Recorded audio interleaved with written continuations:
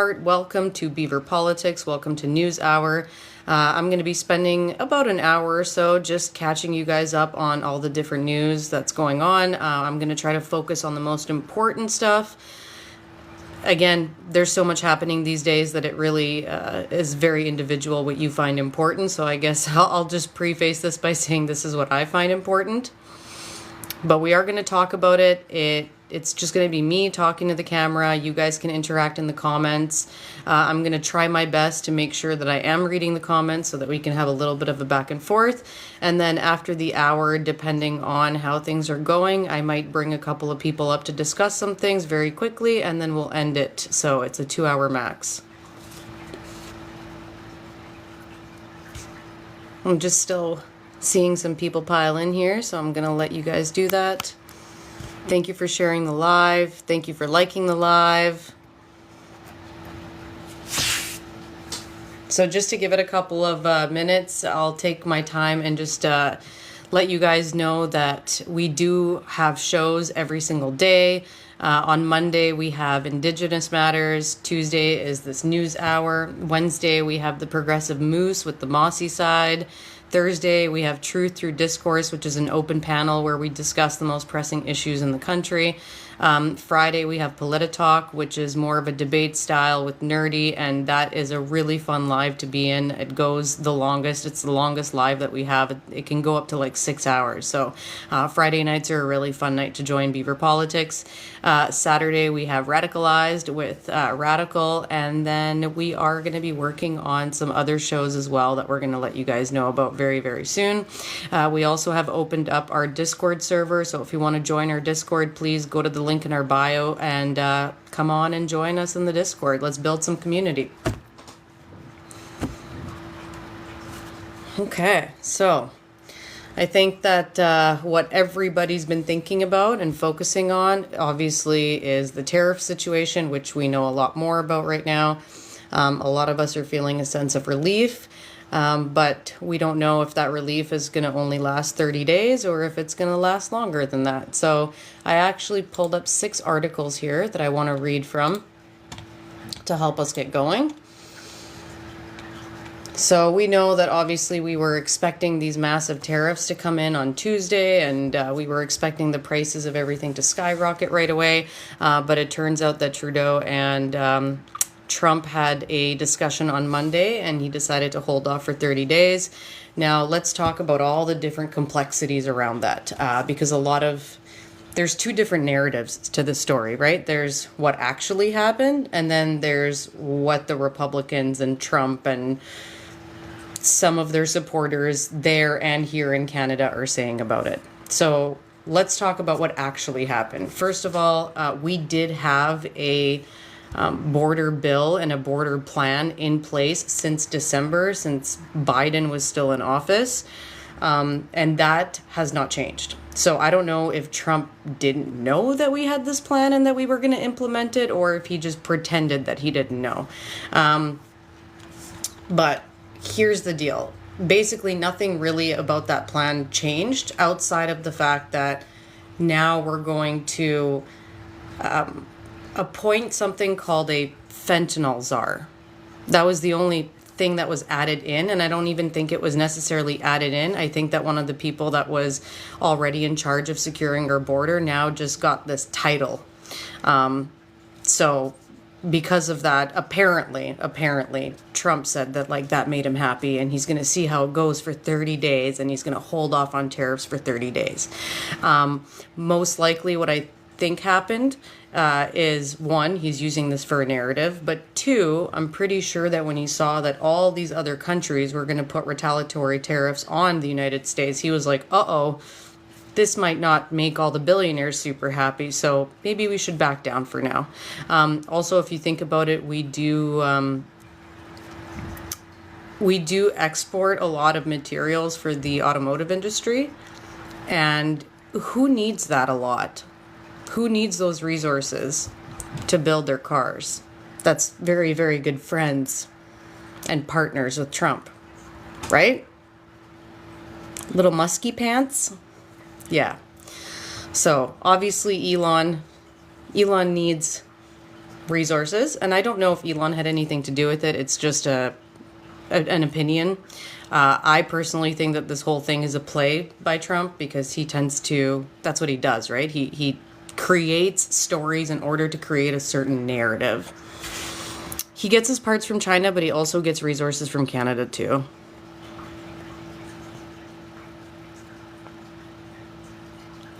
And yes, America, I am going to give some of my opinions. That is what we do here. We talk about what really happened, and then we talk about why there might be certain narratives that might not fit the reality of what's really happened. Trump trying to frame this as a win when in fact he's trying to save face. Yeah, so that's kind of the narrative that I was going to talk about, is that now he's saying that he did this. Like, he is trying to take credit for a plan that Canada already put in place before he was inaugurated, that was made under Biden. So it has nothing to do with him. It really doesn't. But this is what he does, right? He tries to claim victory over things that he didn't do. Like bringing TikTok back, right? That was a whole other thing too, right? He wanted to take victory for that. He wanted to take victory for the ceasefire in Gaza. So this is what Donald Trump does. He spins stories to rile up his base. And what we saw after the whole tariff conversation, especially when interacting with a lot of his supporters from the United States, it was quite evident that he was using this as a narrative to turn Canada into some sort of enemy, right? I saw a lot of Americans talk about how, oh, Canada's insignificant, they can't live without us, they don't even exist, they're not even a viable country without our help, we're the only reason that Canada even is known on a map. So all this kind of stuff was coming out of his supporters, and is still coming out of his supporters, and it's been like that over the last couple of days. So unfortunately, that is the narrative that he's trying to spin. He's trying to make us look like we're the bad guys, trying to say that all this fentanyl is coming through our border, when realistically it is like a drop in the bucket. It's absolutely nothing. He's trying to say that illegal immigrants are coming through our border. We had 22,000 last year versus the 2 million that are coming in through the Mexico border. So again, it's just a narrative to demonize Canada to his supporters, and to say that we're not doing enough. So it's kind of silly. And then them trying to say that, like, oh, we're totally fine, we don't need Canada to survive, we don't need their oil, we don't need their electricity, we'll be completely fine without them. So I don't think that's the case, because if we shut off their electricity, it would take them at least a couple of months, if not more, to build a new grid for themselves to be able to get electricity to all the areas that we supply it to. So unfortunately, that's a thing. All right, so after weeks of enduring threats from U.S. President Donald Trump, he and Prime Minister Justin Trudeau found common ground on Monday during an afternoon phone call. Tariffs were put off by 30 days, but the two countries, talking about Mexico and Canada, are not out of the woods yet. The president wrote yesterday that he would see whether or not a final economic deal with Canada can be structured over the next month.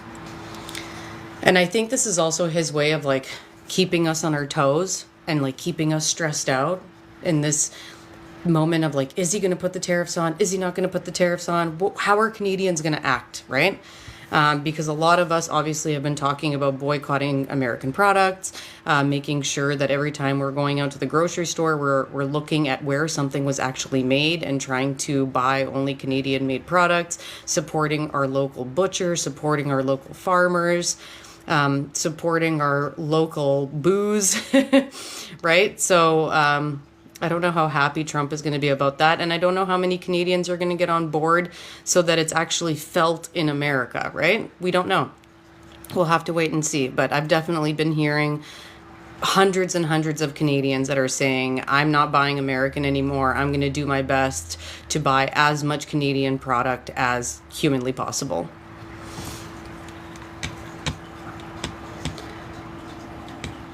So this was yesterday, Energy and Natural Resources Minister Jonathan Wilkinson is in Washington, D.C. today to discuss the Canada-U.S. partnership, particularly when it comes to energy and minerals. In an interview with CTV's Power Play with Vasi Kopels, Wilkinson said that the U.S. President Donald Trump's tariff threat is not just about the border, adding, there are some other things that the president is interested in.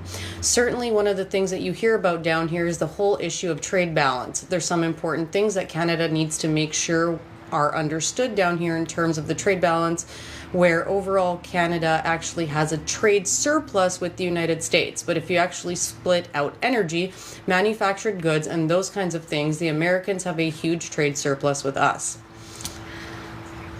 So again, what he's telling his own supporters in the States is not the full truth, because I've heard them in Canadian lives, and all they keep talking about is this deficit that we have and how we need them and they're completely fine without us. So it's all part of the narrative. It's nice to see Canadians give a punch back, said Vancouver resident Dallas Nickel. It's also nice to see Justin Trudeau give a punch back. Some Canadians say that they're shopping local as a big pushback against Trump. If I pick up that tomato sauce and it is from the US, I put it right back on the shelf, said a Newfoundland shopper. Canadian sports fans took their patriotism and outrage to an extra step by booing the American national anthem in several cities. Nothing unites a village more than a crisis, said St. Mary's and Dalhousie University professor Ed McHugh, who's also a longtime basketball coach and executive. What's happening here is that people are united against someone they see as the common enemy, and these people are rallying around it. So it does seem that a lot of Canadians, no matter what party they support, have really come together on this, and it has been a beautiful thing to watch, and I hope that we can ride this wave all the way to elections, but we'll see what happens. Yesterday, Costco was half empty for the first time.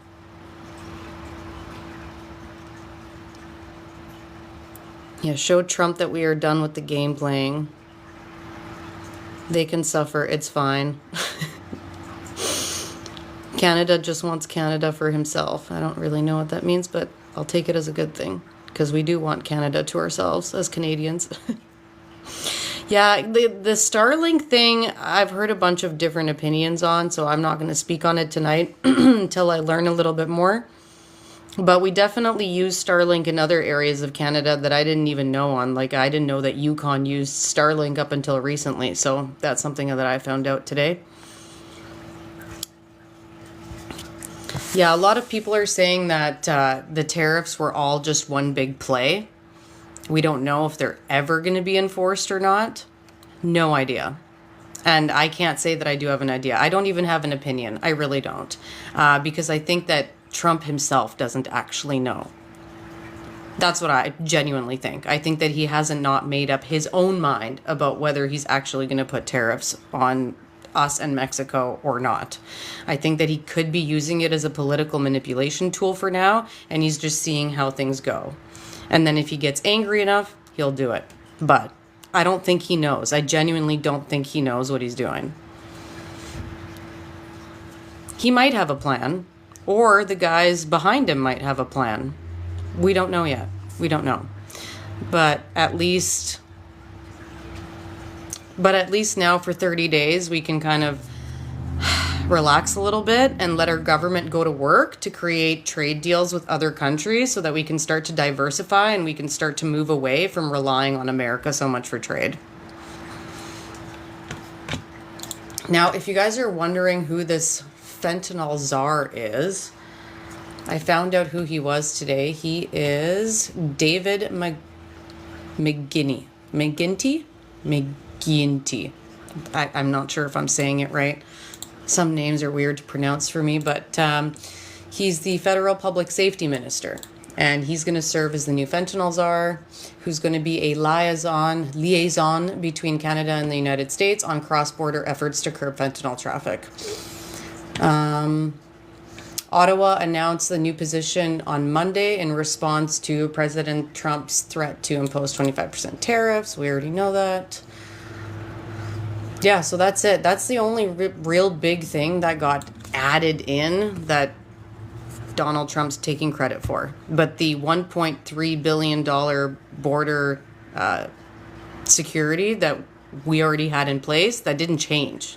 We just had this new czar title added in, and that was it. I see that you're 100% liberal. Okay, cool. Guy doesn't even know who I vote for, but that's okay. I know some of you guys in here know who I vote for, and you know I don't actually vote liberal. All right, so what are conservatives saying and doing?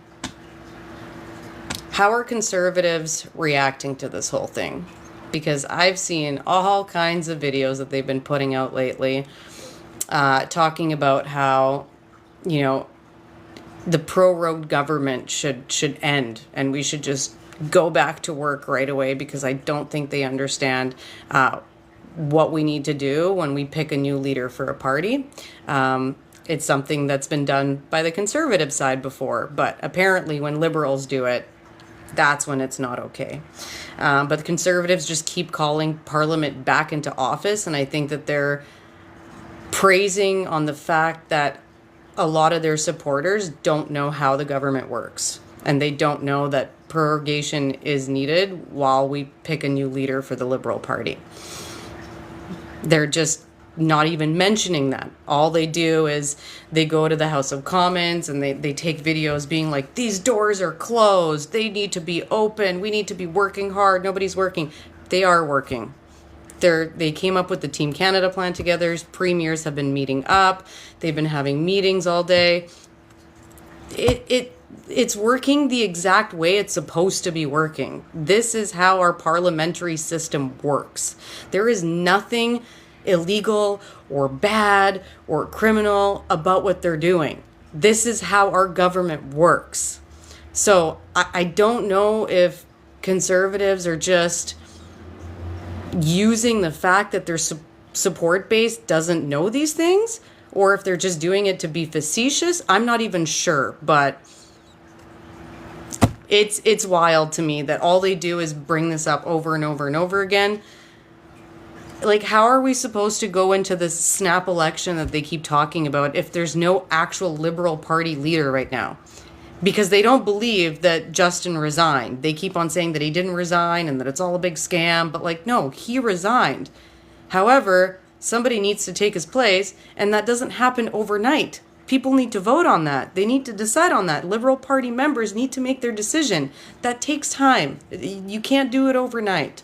So I don't know what's going on there, but these guys need to stop pushing this narrative that makes people very confused about how our government system works. And I think that our media needs to do a better job at maybe explaining this. Maybe they're not explaining this enough or in as much detail as they should, but it seems like there is a big chunk of Canadians out there who genuinely don't understand this.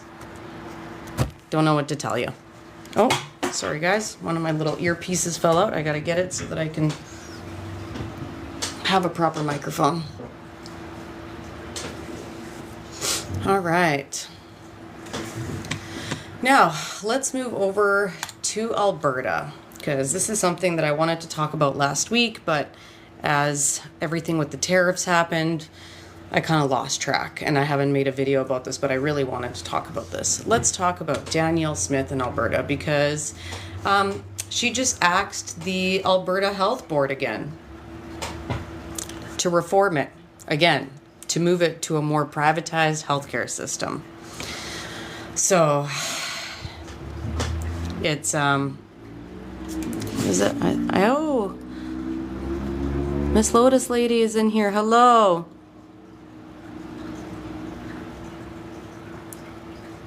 Yeah, I can see you guys are getting heated in the comments. If any of my moderators are here, by the way, like if any of my moderators are watching this live, if you see any comments that are just no bueno or just rude or insulting, please remove them. I'm totally okay with you guys doing that. That's why we have moderators. I know that some of you have access to moderate the comments, so please, by all means, help me out and moderate some of the comments for me.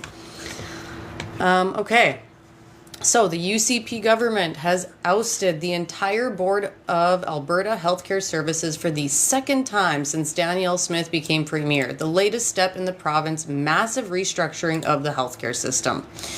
With the changes announced Friday by government news release, Andre Tremblay will serve as the official administrator, a one-person board of directors, while simultaneously serving as Alberta Health Services interim CEO and the Deputy Minister of the Provincial Health Ministry.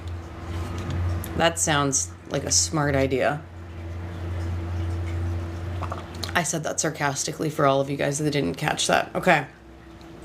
The latest change in Alberta Health Services leaderships comes as the Smith government continues to diminish the singular role the agency has long had in managing healthcare for all types through Alberta. Earlier this week, the government announced the creation of Assisted Living in Alberta, the fourth and final new Crown corporation to take over healthcare management that Alberta Healthcare Services had singularly held. It's becoming 4 separate agencies. So there's acute care, which includes hospital oversight, primary care, long-term and continuing care, and then mental health and addictions. So they're splitting it up into 4 different areas. However, Alberta Health Services will remain as the manager of Alberta's 106 government-owned hospitals. Health Minister Adriana Lagrange, her office said that she was unavailable for an interview, and she's en route to Washington to attend the next week's National Prayer Breakfast with other ministers. In a written statement, her office suggested the board termination was to give government oversight of AHS, Alberta Healthcare Services, at an arm's length agency. This is a critical time in our refocusing efforts as Alberta Healthcare Services continues to transition to a hospital-based service delivery provider.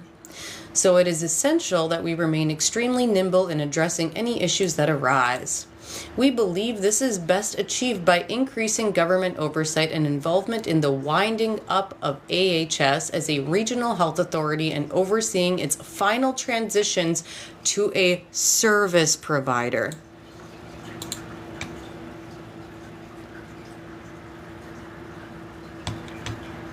I mean, if anybody's reporting me for misinformation, I kind of find it funny because I'm literally reading off CBC, but I know that conservatives believe that CBC is fake, so even though it's been a federal run news source, but okay. So, yes, this move was abrupt. A brief board meeting scheduled for the afternoon disappeared from the AHS website at around lunch hour. But it's similar to a mass board firing by Smith. Oh, I don't know what just happened there. But it's similar to a mass board firing by Smith in late 2022, shortly after she became premier. Then the province appointed John Cowell as the main administrator of AHS to oversee some changes before the 4-part dismantling of AHS was announced in 2023. So, yeah, I'm not going to bother reading the rest of it. You guys obviously get the point, but she is breaking this up into 4 different pieces so that private companies can come in and take control of them. And it's going to be pushing Alberta more and more towards a privatized healthcare system, which is really scary because this is so far the furthest any province in Canada has taken healthcare towards privatized.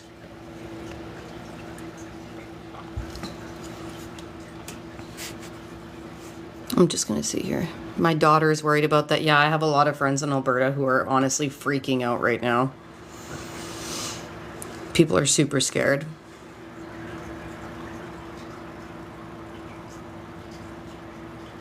Okay, just FYI, when we say federally run, you do understand that, like, the government is run by all parties? That the Liberals are not straight funding CBC. Just so that you're aware. And there's been 5, 6, 7, 8, maybe other Canadian sources that all say the same thing, even the ones that are actually bought and paid for by conservatives. But what do I know, right?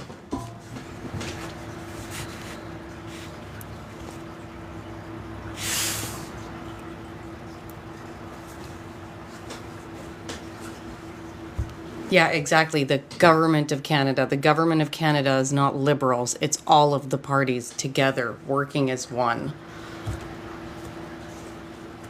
You do know that, right? Like, they still all work together. Just like in the United States, even when you have a well, I mean, right now it doesn't matter because the United States is not what it used to be, but even in the United States, even if you have a Democratic president, they still have to work with Republicans in House to pass bills. And I mean, like, Roe v. Wade was overturned under Biden. Do you think Biden wanted that? No. It's because there was more Republicans that voted on it. That's just what happens. So, please, stop it with the whole, like, CBC is paid for by the liberals. That's just not true. It is just not true. It is factually incorrect.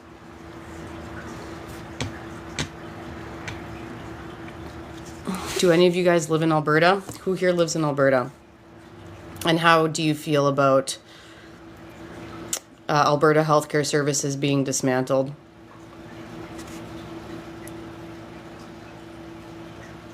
We do, I do, I do. I'm freaking out and worried. I'm sorry, I know it's a scary time.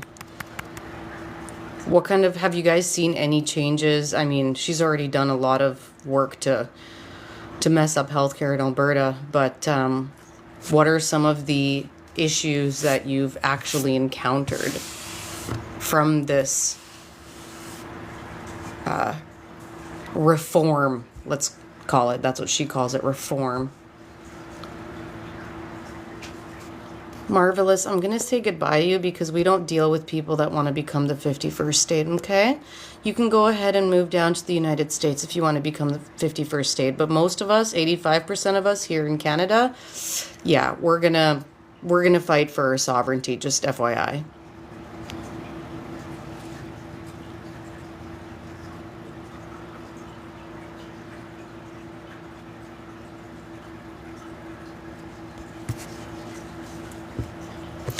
Give me in the comments, guys, how many of you guys would want to fight for your sovereignty? How many of you guys think that Canada should stay as a sovereign country? Impossible to find a family doctor. Yeah, I heard that it's really hard right now, especially in Alberta. I mean, I think it's in a lot of different provinces in Canada too, but definitely in Alberta. Nice. I am seeing a lot of Canadian patriotism in the comments, and I am loving it. Yeah, anybody who says depends what USA is offering, just they're not offering anything but autocracy, dictatorship, oligarchy. Remember, their minimum wage is still $7.50 an hour. So, and they don't have free healthcare. Yes, our healthcare isn't perfect. Yes, you might be waiting 12 hours in an emergency room, but you're not going to have to sell your house to pay for a life-saving surgery that you need. I would fight with my aluminum shovel if I had no other choice. That was a good one. I love it.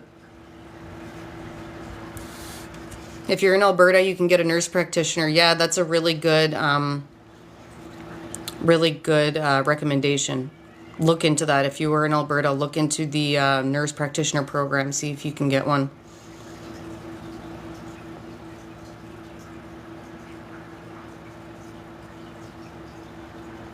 I'm glad that some of you guys got to keep your family doctor.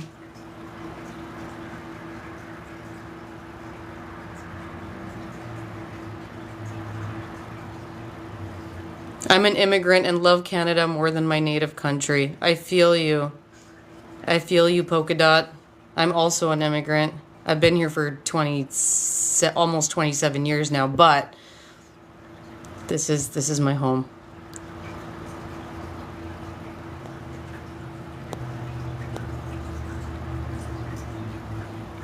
Yeah, so most of you guys are definitely, you know, you can see it through the comments, right? You can see it through the comments. At least 85% of these comments would fight for their sovereignty. So again, if you're part of the 15% who genuinely believes that America is better than Canada, please leave.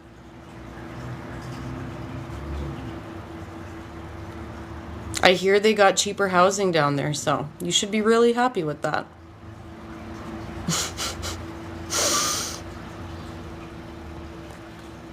You know, actually, now that we're talking about the 51st state, why don't we talk about what's going on in the States a little bit? Because everything that happens down there affects us.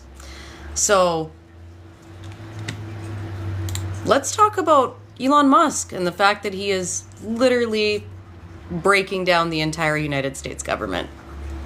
A billionaire with ridiculous oversight, a guy who's not an elected official by any means, who was not appointed by Senate, who was not approved by Senate, now has access to the Treasury payment system. He hacked into the federal employee system and sent out emails telling people to get with the program or resign. He could very well strip away Social Security, Medicare. He's also lying about finding suspicious transactions in there because he's trying to, make his base support what he's doing, even though it's atrocious. And he's breaking down the entire system. He broke down the entire system. It's gone. They're trying to fire anybody who opposes them. The Justice Department is completely owned by Trump's administration, so it doesn't matter how many lawsuits are going to go against Elon. I highly doubt that any of them are going to see the light of day. But they don't have a democracy anymore. They have an oligarchy. The richest man in the world now has access to the trillions of dollars that are part of the Treasury, that are in the Treasury payment system. He's got access to that. And his team is made up of little 20-year-olds. Because Wired did a huge investigative piece into who his little team is that he's been working with. They are youngins. One of them is still in college, just graduated high school in 2024. And I think 2 or 3 of them are actually immigrants on HB1 visas. While other immigrants are being deported. That's the reality of America. So if that's what you want, you can move down there. And this guy that is doing all of this illegal stuff, Musk, who's absolutely, I don't even have words for it. But the guy that did what he did in front of everybody at inauguration, we all saw it. And if you try to come up in these comments and tell me that I don't know what I saw, I'm sorry, you're in the wrong here. Anybody who supports him is also what he is. So you have him doing this. You have him break apart the entire American system to the point where I really don't even know who's president anymore. Is it Trump or is it Musk? I don't know, because it seems like Musk has the most power right now. And this is the guy that endorses the Conservative Party leader of Canada. And you think that that's trustworthy? You think that we can trust a leader who's been endorsed by Musk? A guy who did a salute and then went and was live in a AfD rally in Germany to tell Germans to forget about their past and to not feel guilty for what their grandparents did? That's who we should vote for leader of a free country. I don't think so.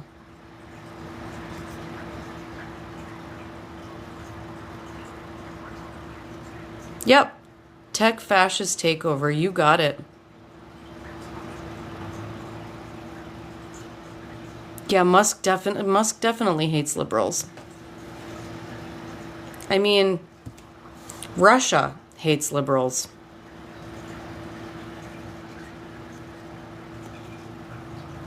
Have any of you guys seen the documentary Active Measures? It was a 2018 documentary, and it was about Russia's ties to the Trump administration. And this was the first time around when he was elected, and I think that that documentary is even more important now.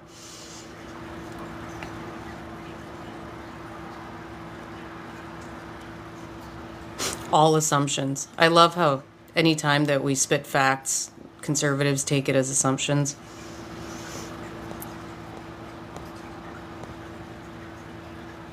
Most of Canada hates Liberals. Well, the polls don't seem to think so because they're changing. What's the title? Active Measures. If you wanna watch the full documentary, it's on YouTube, and if you want a link to go directly to it, it's actually on my page. So not the Beaver Politics page, but the Frontline Feminist page. If you go there and you go to my link tree, the first link on there will take you to the full documentary. It is worth watching. It is so incredibly important, especially right now. I highly, highly recommend it. Just be mentally prepared for what you're going to learn. That's all I have to say. You do have to be mentally prepared for that.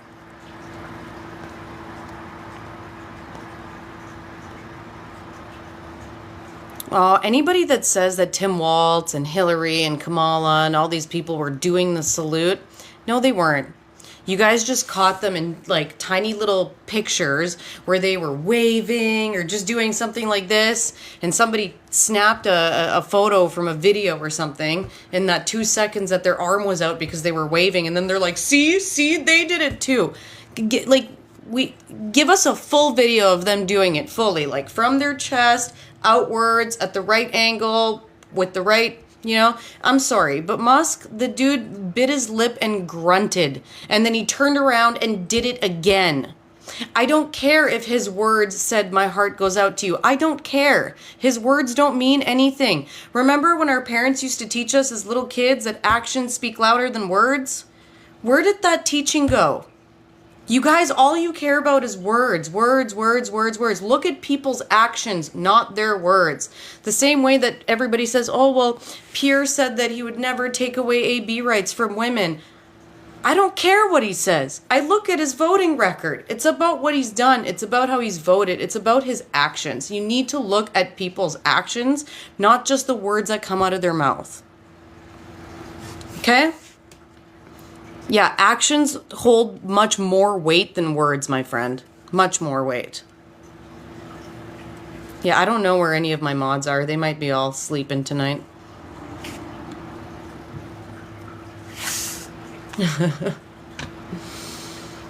But yeah, so, when we're talking about the States, we're talking about a failing democracy.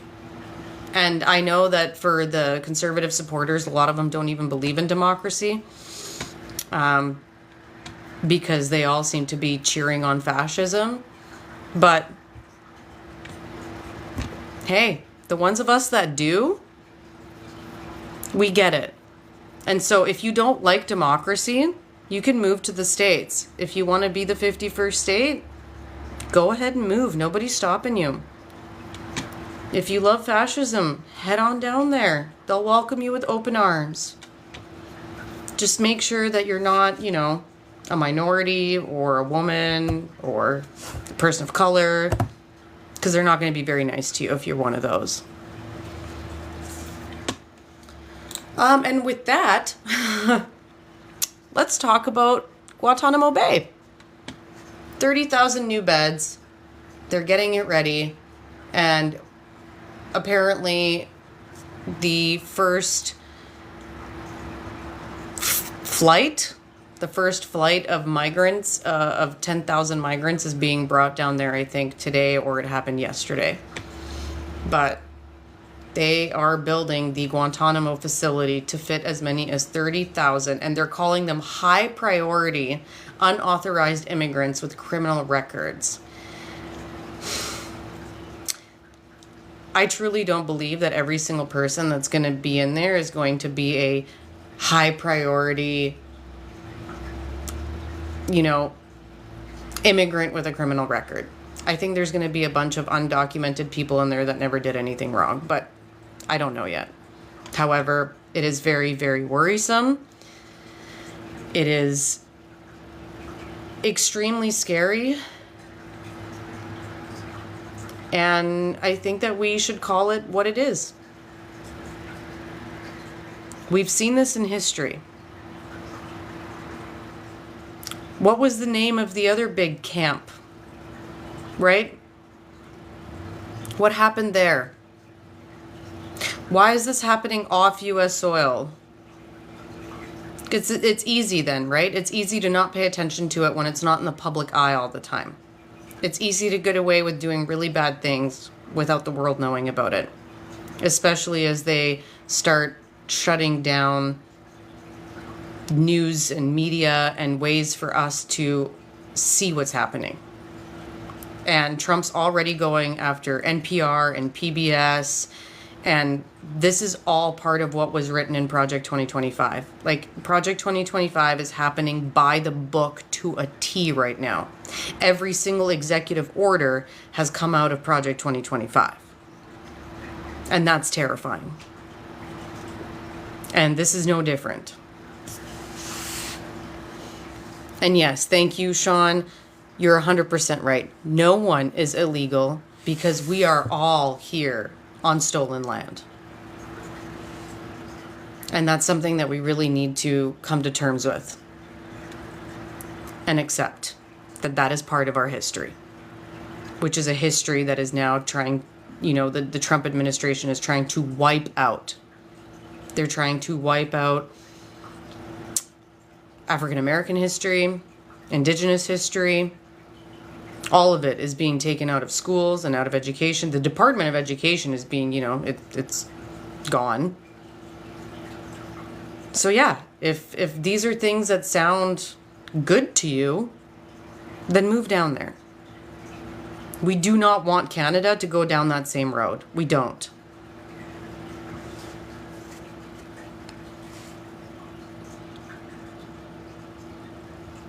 The world does feel upside down.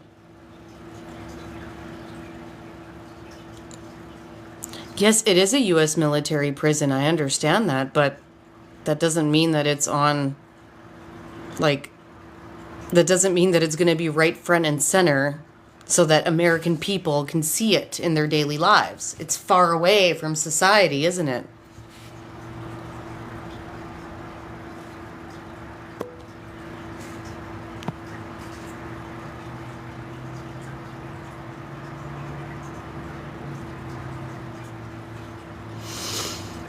Thanks for rooting for us. We could use any support we can get.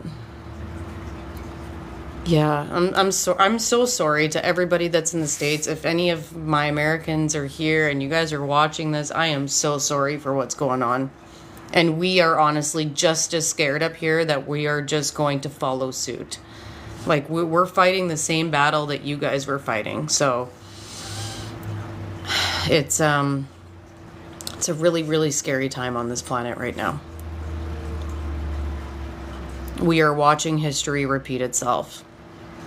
And at the end of the day, there's two main differences in my perspective. The two main differences are that, one, they have technology and military resources that Mustache Man didn't have. That's a really scary part. They didn't have surveillance drones back then. They didn't have the incredibly advanced military AI surveillance weapons, etc. So that's a really scary part. But the other thing that is different is that percentage-wise, they actually have less support than Mustache Men did.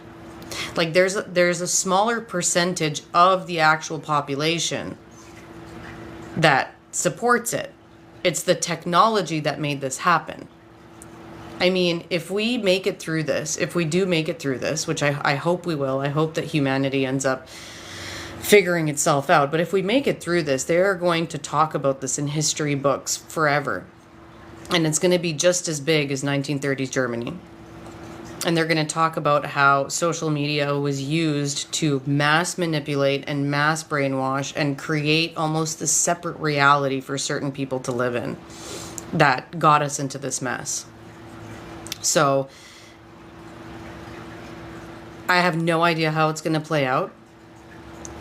But what we know for sure is that we are divided. However, those of us that see the truth and understand it and know our history and can see the fact that history is repeating itself, we still have higher percentage, population-wise, than they do.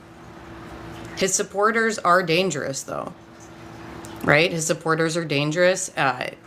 Him being in charge of the U.S. military is very dangerous. But there is more of us than there is of them. They're just very loud. And there's a lot of us that don't know it yet. Do you know what I mean? Like, there's a lot of people in society that don't pay attention to politics, that don't pay attention to what's really going on. They just pay attention to their own little world, getting up in the morning, going to work, coming home. They're not consuming any news. They're not consuming any propaganda. They're consuming like feel-good cat videos and recipe videos. You know what I mean? Like, there's a lot of those people, but once they're faced with the reality of what's happening, they're going to be on our side, because most human beings are going to look around and be like, wow, I don't want to see people get abused. I don't want to see minorities get terminated, right? People don't want that. That's only a small percentage of the population.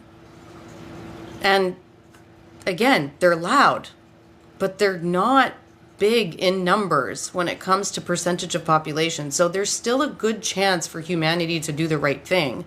That's why it's so important right now that we educate, that we talk about these things, and that we create public awareness. Because if these people that are not usually involved, if they get involved, we can do this. We can change things. We can turn things around, and we can save our democracy. And yeah, if I'm boring you, Cordy, you can leave. That's fine. Like, it's a little, see this little finger? If you just touch it on the screen and you go, boop, you can just get rid of me. It's quite amazing. I love technology. All right, so let's see. On Tuesday afternoon, so today, actually, this was, let's see, I think this is from an hour ago. Yeah, this is from a couple hours ago. So on Tuesday afternoon, a plane carrying 10 migrant detainees departed the Fort Bliss Army base near the Texas border for Guantanamo Bay. Multiple U.S. officials told CBS News, and two officials said the migrants were classified as high-threat detainees who would be held in cells inside the naval base. One of the officials said that they were Venezuelan men with no affiliations to Trendy Aragua, which is a gang that originated in Venezuela's prisons. U.S. officials said those likely to be sent to the naval base in the future would be unauthorized immigrants arrested in the U.S. by ICE, the agency at the center of the president's vow to oversee the largest deportation effort in American history.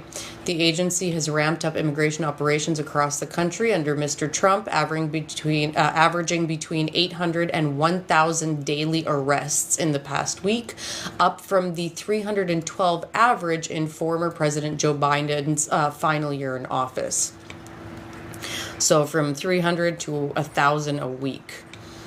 Okay, you know what? I'm gonna mute people that say love it, because that's just disgusting. I'm sorry. No. We don't do that here. We don't treat people like they're subhuman, okay? Just because someone is a migrant. I know you keep asking me if I need a mod, and I could use a mod, but I don't know how to make you a mod right now. I can't go into my settings and do that. We have a list of mods. Usually when they're here, they can help out, but I will speak to the Beaver politics team and see if we can make you a mod. Yeah, so I'm sorry, but women, migrants, anyone that you don't like is not subhuman. They're still human. You do understand that most migrants are just regular humans. They're not criminals. They haven't done anything wrong. They were just looking for a better life. That's it. Very, very small percentage of them are criminals. You know? Just like everybody else who is documented. God, I'm so sick and tired of hearing that. Sorry. So, as we all know, for decades, the Guantanamo base has included a facility known as the Migrant Operations Center, where U.S. immigration officials have screened some asylum seekers intercepted at sea. That area is still separate from Guantanamo Bay's detention center, the post 9/11 military prison, where the U.S. still holds more than a dozen terrorism suspects. A relatively small number of migrants are housed in barrack-like facilities while they undergo interviews with asylum officers. Asylum seekers who pass those initial interviews have been referred for resettlement in third countries like Australia and Canada. The U.S. has long had a policy of not allowing those caught at sea to seek asylum in the U.S. in order to deter maritime migration. After Mr. Trump's recent directive, U.S. officials have been setting up tent cities to hold migrants in Guantanamo Bay outside of the Migrant Operations Center, as the new detainees are not expected to be held in that facility. In the early 1900s, the Clinton administration held thousands of Haitian migrants inside the Guantanamo base, including a notorious camp for those diagnosed with HIV who were banned from entering the U.S. at the time. While visiting the southwest border on Monday, Defense Secretary Pete Hegseth called Guantanamo Bay the perfect place to hold hardened criminals. Now, of course, this is just the beginning of it, so I'm sure that the news that we're going to get is that only hardened criminals are going there, but I'm afraid of what's going to happen 6 months from now, where we won't really know what's happening with it.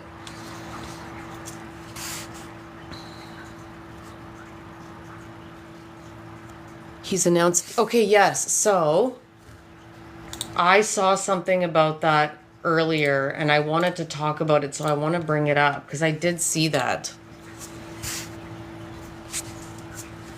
Let's see. I want to bring this up. Let's see if we can find it, because it's probably going to be all over. Yeah, 23 minutes ago. So 23 minutes ago, BBC. President Donald Trump has suggested Palestinian people could be resettled in other countries while the U.S. takes over Gaza to remove unexploded bombs, rebuild, and economically redevelop the territory. He spoke at a joint White House news conference with Israeli Prime Minister Benjamin Netanyahu, who said Trump's idea was worth paying attention to. The Gaza Strip is surrounded by Israel, Egypt, and the Mediterranean Sea. This trigger, okay, we know that. It's just trying to give us some information about what started the conflict. And I mean, he has said this before, but I guess today he said it in a press conference and made it official. This is crazy, guys. Yeah, and Trump proposes U.S. take over Gaza, level it, and build resorts. Trump says U.S. will take over and own Gaza in redevelopment plan. Trump says U.S. will take over demolition site Gaza and make it the, what did they call it? He said he was going to make it the Riviera of the Middle East. This is insane. Like, everybody in the States that didn't want to vote, that just decided to protest vote because of the Israel-Palestine conflict. Where did that get them? Oh my God. Sorry, it makes me so sad. It makes me so sad. Yes, it is a coastline. It is a coastline. 100%.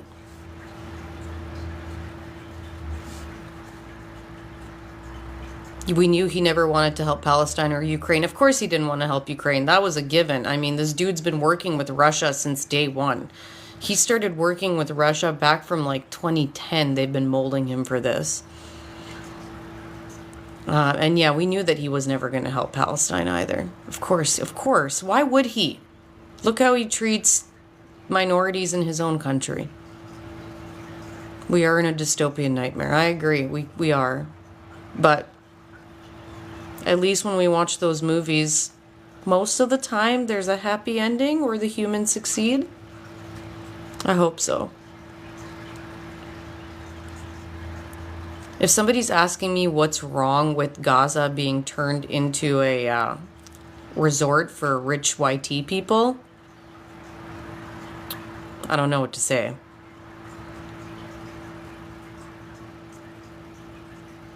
Yeah, we are in scary times. Trump is unleashed. No safeguards on him now. None.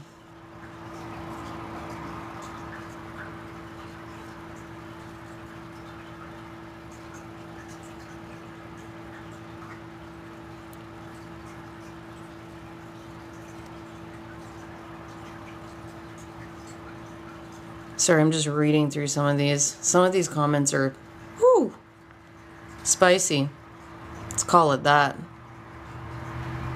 Hey, if I have some of my beavers here, if some of my beavers are in this chat, please go ahead and mod some of these comments for me.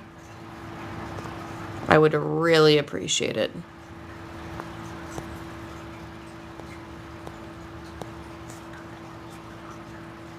This is real life. We may have to fight for our freedom.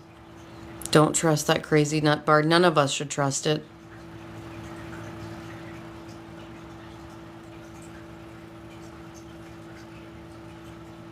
That's okay. We'll have a chat with the Beaver team, see if we can get some more mods, because I know who's usually here in this live. So, but yeah, just to take a little bit of a break, please. Sharing is caring, tapping is clapping. Don't forget about our little gift goal. That would really help out. If you want to join our Discord server, the link is in our bio. So come on over, be part of the Beaver team. We'd love to have you there. Pumpkin Spice, we'll make sure we add you, because I know that you're always here, and it would really, really help me out. Thank you, thank you, thank you.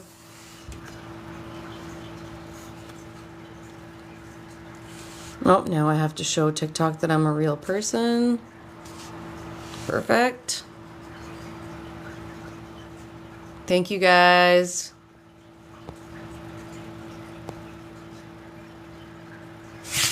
All right. So yeah, that's kind of where we're at. We're in a crazy place. So just to recap quickly, we talked about tariffs. We talked about what's, the reality of the fact that we already had safeguards in place. We were already going to start beefing up our border before this whole tariff thing.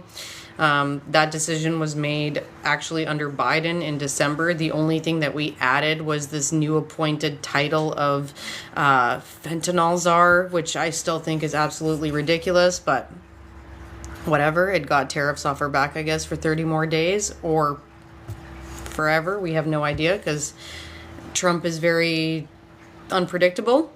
So we have no idea. But what we do know is that he's using it for his narrative to say, like, I did this. I secured the Canadian borders. I did that for Canada. I did that for America. I'm the best. So this is just what he does. And unfortunately, he's using that narrative to stir up support from his base in both America and Canada. Because the conservatives here in Canada sure love to say that Trump was the reason that we now have a more secure border. It had nothing to do with us. It was all because of Donald Trump and his threats.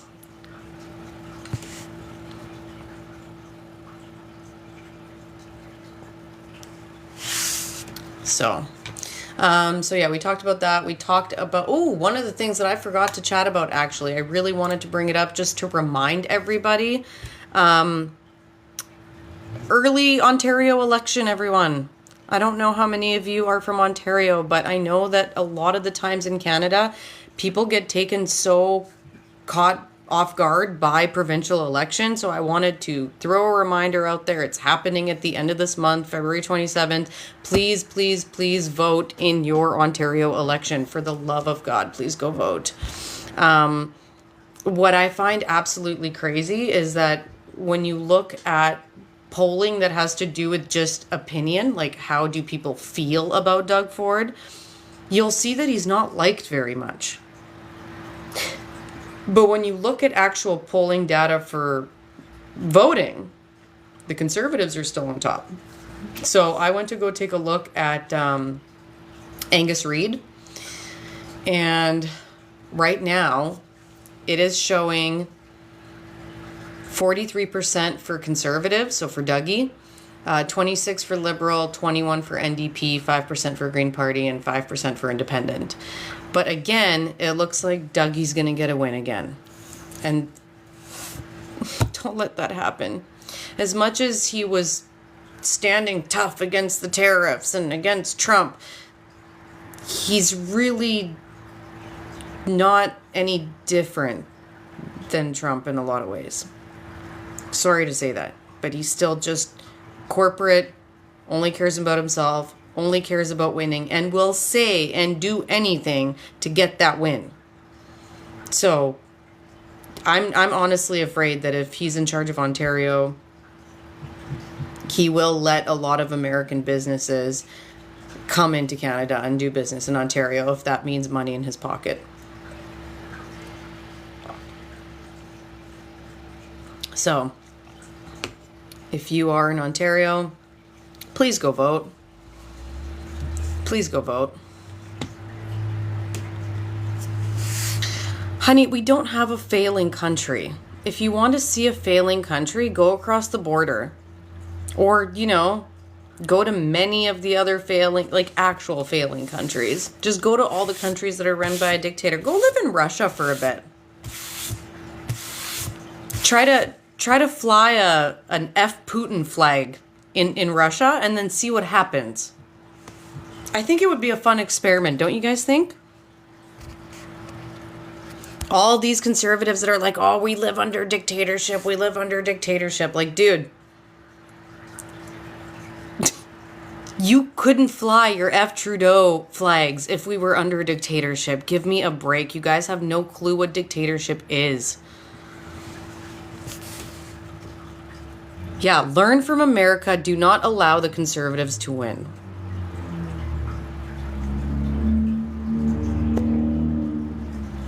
Yeah, listen to the people that know what they're talking about.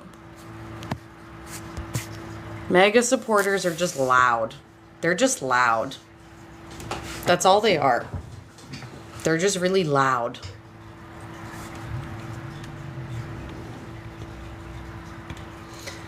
Yeah, so anyway, that's kind of it for the news tonight. I caught you guys up on, we talked about tariffs. I did mention the Ontario election. I talked about what's going on in Alberta with Danielle Smith ripping up the Alberta healthcare services and trying to privatize it. I talked about what the conservative leaders are doing right now in terms of constantly telling their support base that prorogation needs to end and people need to get back in the House of Commons and get back to work because they don't understand apparently how a leadership party race works, and the fact that they can't just go back until the new Liberal leader is picked, and that requires voting by humans in the Liberal Party members, right? It can't happen overnight. People need to get organized, so have some patience. It'll happen very soon. And then Justin Trudeau will be gone, just like you wanted. Your dictator resigned. Oh my God.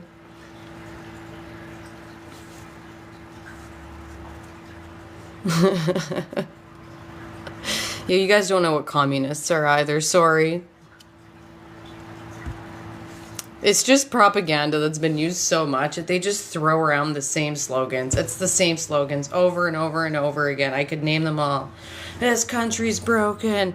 Liberals and their woke ideology ruining everything. Yeah, it's not the billionaires that have been gouging you. It's not the fact that there's giant wealth gaps and massive inequality between the working class and the corporate class. Nah, no. It's just the woke liberals. It's just people that fight for equality and human rights. We're the ones that made everything so bad for you that you can't afford anything. It's us. We're the problem. Totally. We somehow, with our woke mentality, made the corporations start gouging you, and we created end stage capitalism, right? Right.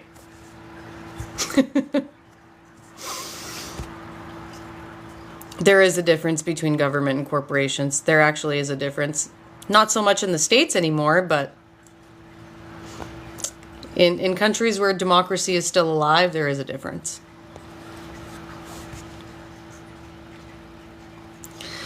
Oh, trust me, I understand that there's money in politics, and the liberals are only, they're better than conservatives, though. They are, because they still have more progressive ideals. But I would personally like a party way more to the left. That's why I'm an NDP voter, but I'm just being realistic with the fact that a lot of people go side to side, but it would be nice if we could go even more to the left. But because you conservatives took everything so to the extreme far right, the other two parties got dragged to the right so that they didn't seem too left and too radical. Giving people universal basic income. Oh my God. Just, paying for lazy people. You guys created so much fear around people being helped, around people being seen, people being heard, that unfortunately a lot of parties moved a little bit more to the right.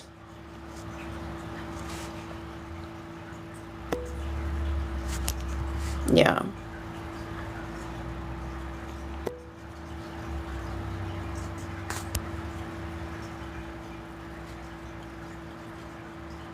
Did you see that Trump wants to build resorts where Gaza was? Yes, yeah, we just talked about that. It's really unfortunate. We said this was going to happen, though. That's the tough part. The tough part is we said that this guy doesn't care, and this guy is just going to help Netanyahu displace a lot of people.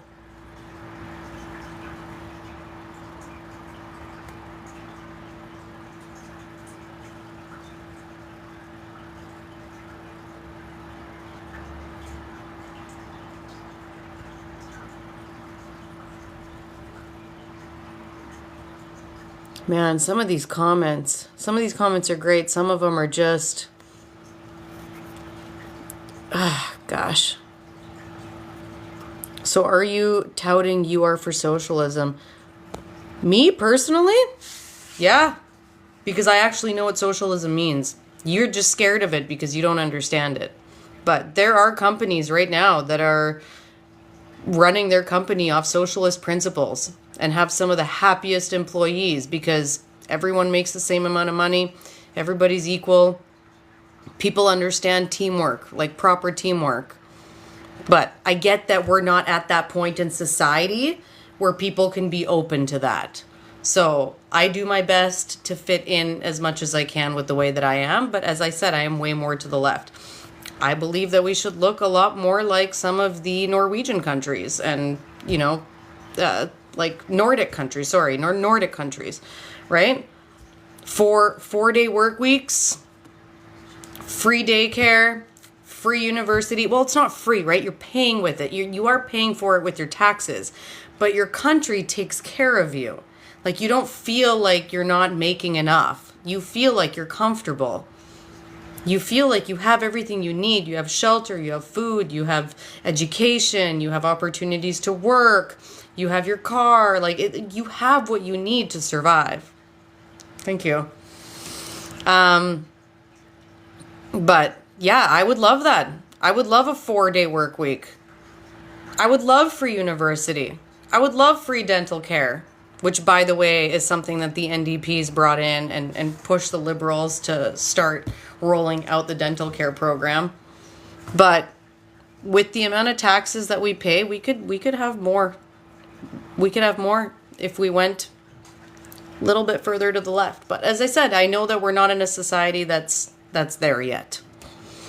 I don't know if it'll ever be there because these leftist principles have been very much hijacked by right-wing propaganda over the last 10 years.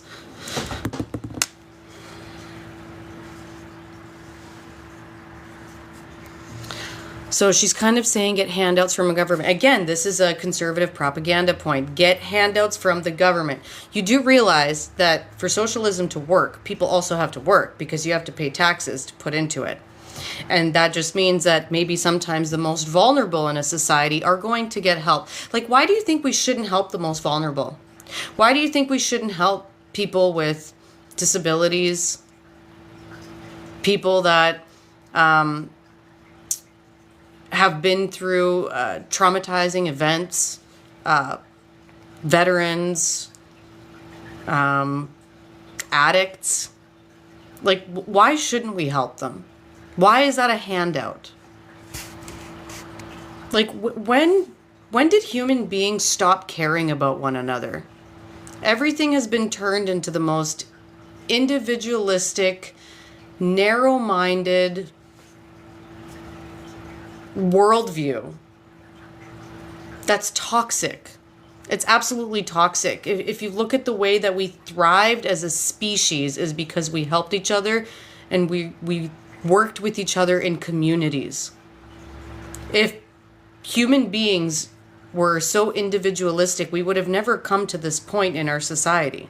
We wouldn't have been able to build up to here. We would have been gone long before that.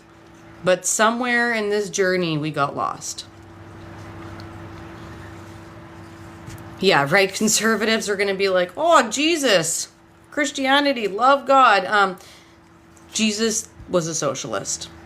So if you are a conservative Christian, Jesus was a socialist. Look it up. That's what it was about. Love thy neighbor. Help the people that are poor. Give food to those who are hungry.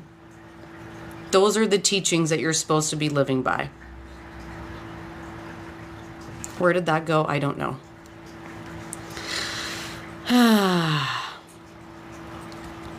All right, well, that kind of wraps it up for tonight. I am going to do, if any of my friendlies want to come up for a short open panel to talk about any of the topics and to discuss any of the topics that we did talk about, by all means, I'm willing to do that. But I'm not going to go over a full 2 hours. So we can have a short little open panel if any of you guys do want to come up. I can open it up for requests.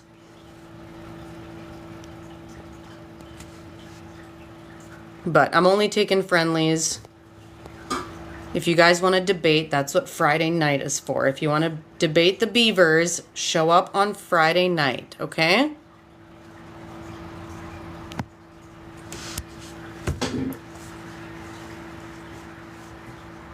All right, Pumpkin, do you want to come up?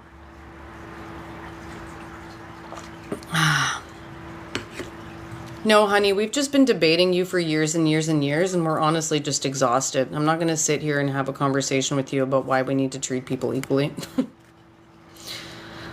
I can dedicate my time to that on Fridays. And it's Nerdy that's going to be leading that live, and I think that she's more mentally strong than I am sometimes in dealing with certain people.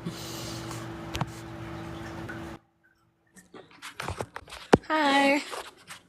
How's it going? I'm good. Just checking if I have an echo because I usually have my headphones in. No, you're good. You're good. Okay. How do you feel about the fact that Canada now considers the cartels to be terrorists? Because I'm not sure how I feel about that.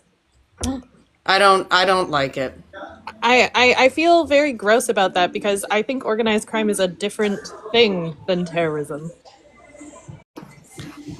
I really don't like it. That was one of Trump's, like, oh, you guys have to do this. You have to now say that they're terrorists. That was one of his ultimatums for holding back the tariffs. Yeah, I mean, that seems to be the only concession that he really got, aside from a border czar that he has to pay 50% of. Yeah, a fentanyl czar. Because Right. we really need that. Yeah, we really need that with the huge amounts that are going in from Canada, which are, like, tiny, I mean, absolutely we tiny, got and it's some and it's narcotics coming in Americans. here, but like, yeah, I was I gonna don't get it. say it's Like, Americans that are taking them across the border, and it's their job. It's their border guards that our are our supposed to be doing that job. our border guards are not actually doing that job. I have to say, like, they're doing the job of guarding our border. That's why they're on our side of the border. That's how they do that. That's what I'm saying. That's why. Yeah, like, I'm not a big fan of it, but I do understand. Like, from a leader's perspective, right? You now have to scramble to start making trade deals with other countries. you're going to want that extra time, right? It's going to make it safer for us economically if we at least, we don't even know. Like, I have no idea if he's going to place tariffs on us 30 days from now. Like, I don't the care whole if he thing. is. I'm still not. Yeah. I'm still boycotting No, the of states. course, of course. But what I'm saying is, like, it would hurt our economy, at least in the short run, Oh, when it we really start making will. trade deals Like with other it. countries. So I think So that I it's think good we that, have the 30 days. We're in the process of like looking into Yeah. more things. We're working on breaking down the borders in between. Because in Canada, we have some serious like provincial borders. Like trade between us is real difficult. Yeah. yeah, Can I yeah, ask a exactly. question? Alberta, so please don't hold that against me. I wouldn't hold it against you. I'm from Alberta too. I just I, want I'm, to. Can I I mean, clarify something? I'm sorry, Tiffany, but did I hear yes, you say that we're talking? They're going to call these people border czars? Like I've been in Yeah. meetings all day, so I've missed the news. This is real. Fentanyl So, czars. What? so, Like czars the, from Russia? hold on, hold on. Just so Trump Trump wanted, like, so we already had a border deal. We were already Yep. allocating 1.3 billion towards border security and everything, right? So Hmm. the newly added piece of it was that he wanted us to have a fentanyl czar, because his whole thing was about like fentanyl going through the border. So they wanted a czar. So we gave it to what's his name? The federal public safety minister, David McGuney. I don't know how to say his name, but he's the one that's going to now be the official border czar of Canada, Oh my which is God. all it's silly, but this is what he wanted to apparently hold off for 30 days for tariffs. So I'm sure as a Yeah, it's prime technically an minister, what you'd existing want to do job. is, It's not new. It's just got a new title now. I just don't like yeah, that we're referring to cartels as terrorists. It feels hinky. Yeah, it's it's gross. It yeah. just feels him like trying we're to looking at blow. underprivileged people who are probably just trying to make a quick buck, and we're saying these people are inciting terror, which they're not. Yeah, He's exactly. Like these folks were terrorized probably in there when they were being colonized, and this is the way that they rose up Hold from on. it. Somebody in the comments said, "Are you here backing Trump?" No, not even no, close. We're all not a against him. chance. We're all Never. very much against him. Yeah. Nope, nope, no Cheeto Nope. dust to be seen. Nope. Yeah. No Cheeto love over here. None, zero. Um, I think Trump's just trying to be extremely disruptive in all the countries that he spits out of his mouth.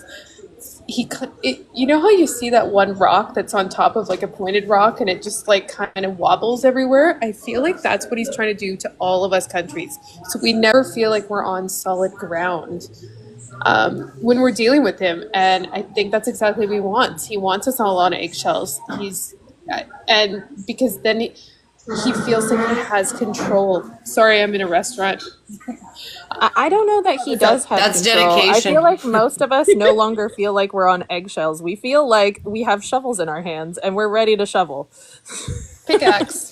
Pickaxe. Yeah, I mean, I Exactly. just want us all to like be very realistic too, right? Like we do. I know that we're all feeling very angry about it, and I mean, I'm ready to grab a shovel too if it comes down to it. Don't get me wrong.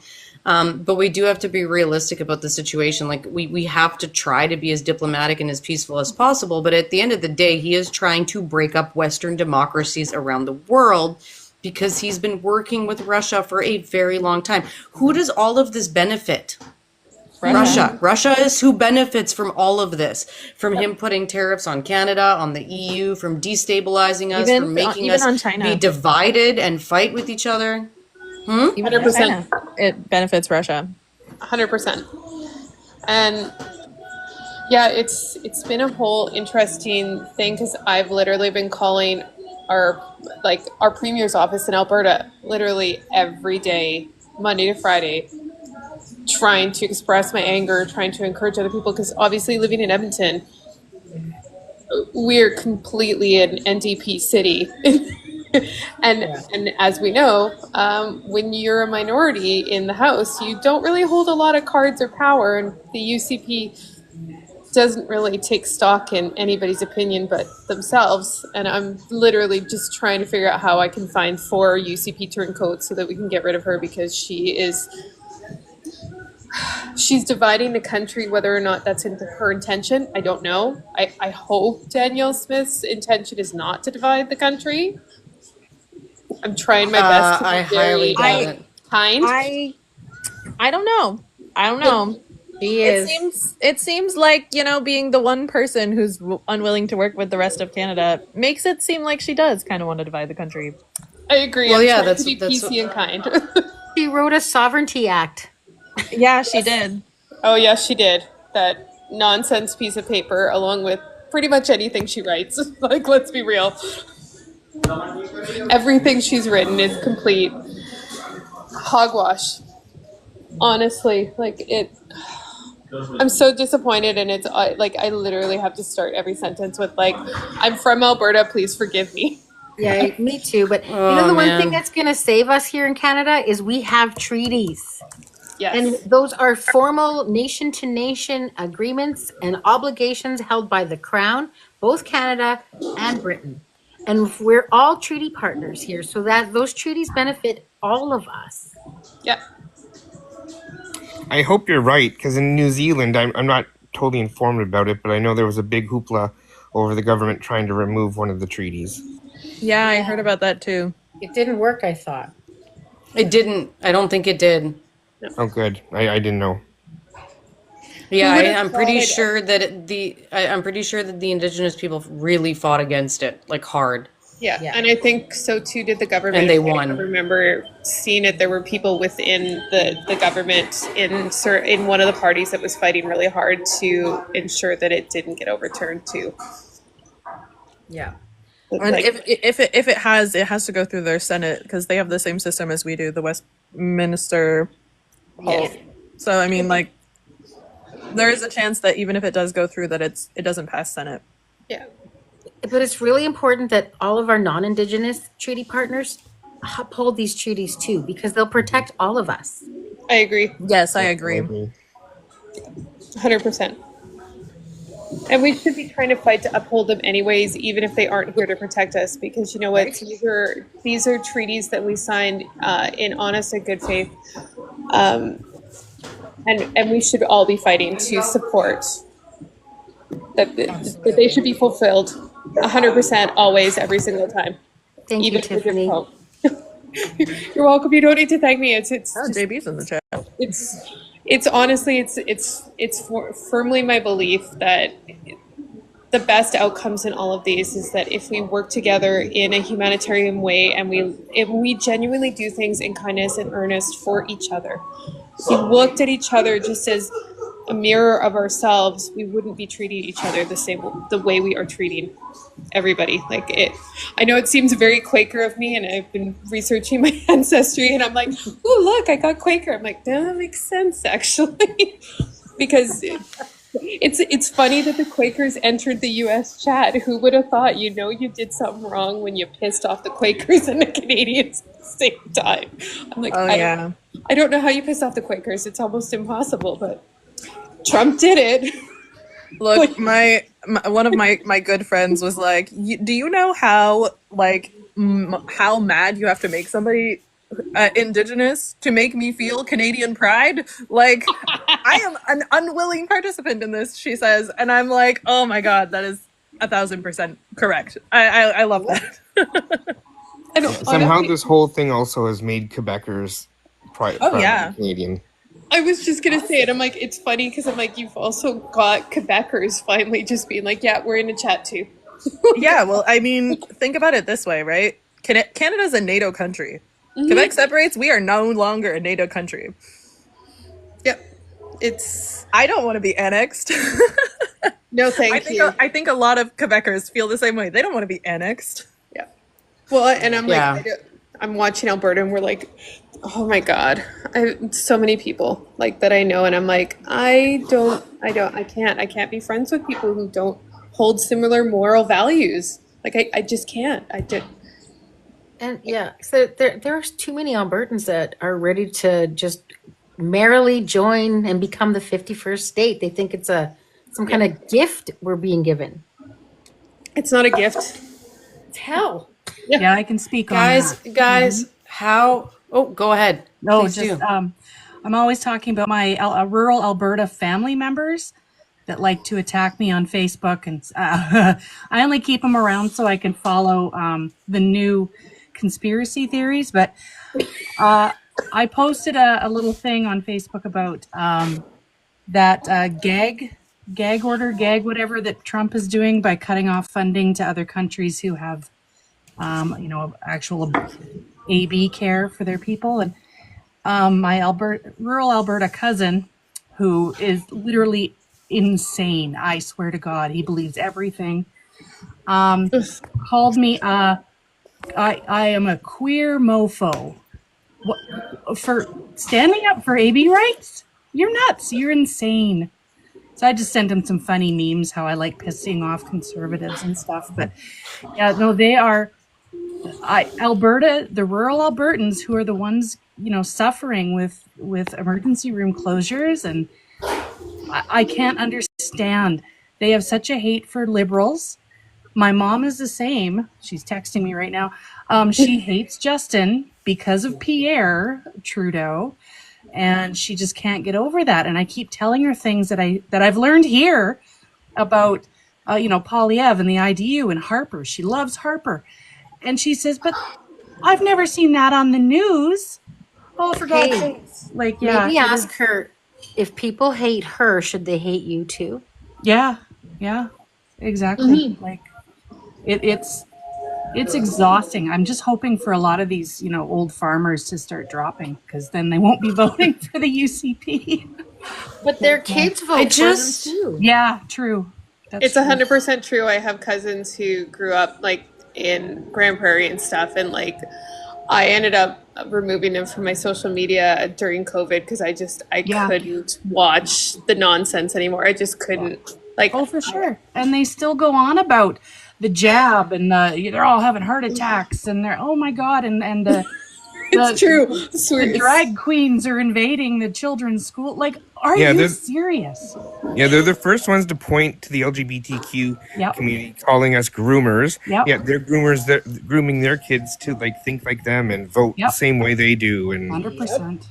Oh, I got called a groomer yesterday on Facebook, and creating a space for perverts. That was the other one that I was, and I was like, I took that as a badge of honor. Yeah, I'm like, perfect. I pissed off exactly the people I was hoping to. Yeah. I'm like, no, we're not doing this.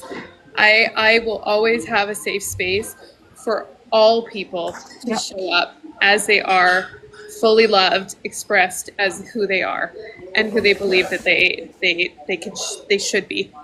Sorry if you don't like that. Buzz off. they don't understand. They can't. I don't understand how they have no empathy for other people. And it's funny because so many of them, at least from my personal experience, always sit here touting, oh, well, Christianity, blah, blah, blah. I'm like, did you miss most of that story? Literally the underpinning thread here is love thy neighbor as you love yourself. So if you would treat yourself like garbage, why would you treat other people like garbage? As Frontline said, Jesus was a socialist. Yeah, he was. Yep. Unless you're standing at the front of the pulpit telling Trump that he's got to be nice to people, then Jesus. We're not liberals, Jake. God! I think we're farther left than liberal. Oh yeah, for sure. I am a liberal, but I am a liberal. But it's mostly about weaponizing their religion and to ensure that other people will follow their religion in their way. And that's the biggest thing that I've noticed. They'll take and choose things that they want in the Bible only if it appeases what they're trying to do for others. 100%. It's, I had shared that a meme, because apparently a lot of the hate groups are now utilizing a bunch of new symbols to showcase their allegiance to their hate movements. And wow, I did not expect a bunch of people to get angry at me for sharing this stuff, because they're like, well, that's this religious symbol and this and this. And I'm like, yes, I know, but it's been culturally appropriated for hate now. So you need to be aware, because if that symbol starts showing up in a neighborhood or you see a group of people wearing it, it's to your benefit to understand what it means and be able to A, keep yourself safe, B, keep other people safe around you, and C, call that bullshit out. You don't know. But then they get emboldened and they do it in public on a street, masked, when they wouldn't wear a mask to protect their neighbor. I love that. And nothing is done about it. Nope. It's just, it's mind blowing to me. It's ridiculous. Like I can't even anymore with some people. Like I just block now because I'm like, this is not a person who can But this this is our biggest issue though, guys. Like this is something that we need to be, I don't know how it's going to play out, but we should be thinking about it kind of day in and day out, because at the end of the day, we cannot move forward as a country with this insane divide between our ideologies, right? It's going to be impossible. Like I've really thought this through and I go, okay, well, if liberals win in this next election, obviously for a lot of people, that's going to feel like a relief because we don't want to go down that fascist road. But even if they win, don't you guys think that conservatives are going to like lose it and get violent? 100%. I think We're going to have our own January 6th. I don't think that it will be as bad as in the States, because I don't think that there is as much Canadian exceptionalism as there is in the States. Yeah, With they may be. exceptionalism. We have less propaganda in Canada. Well, and the nice Alberta thing is is carrying it's the load. concentrated in Alberta is carrying the load. That is true. yeah, and I was You're gonna say, I'm welcome. like Alberta, fortunate enough, is significantly far enough away from our capital that it would take them a couple days to get there. So hopefully, someone might stop them. Catch 'em. But don't forget the Like, leaders somebody and might the stop them at starters. some point. I know we joke about this, but in all honesty, we do have to consider the fact that there are, like, I have literally lost several friends in the last 2 weeks because of between Trump-loving supporters and people who support Israel and those views. I just like, and I don't even know what to say anymore, because these are all people I thought were actually progressive Edmontonians too, and I'm now realizing they're all wolves in sheep's clothing all around us, even in Edmonton, in places that seem progressive. If you So I think want to about it, say though, something real quick. Sorry, I just want to address someone from the comments because Well, I think that this needs I to be gotta go, pointed out. babe. I'll see you on Friday. Okay, Sorry. Sounds Bye, good. guys. All right. bye. Somebody said people are gullible for Pierre's tactics, but Pierre can't command a cult like Trump can. Now, I completely agree with that, but here's where I think that it gets a little weird. At the end of the day, Trump is also controlling the mega cult in Canada. Absolutely. Like That's right. the platforms that he's on, right, are still available here. The Elon X propaganda is all still here. Yes.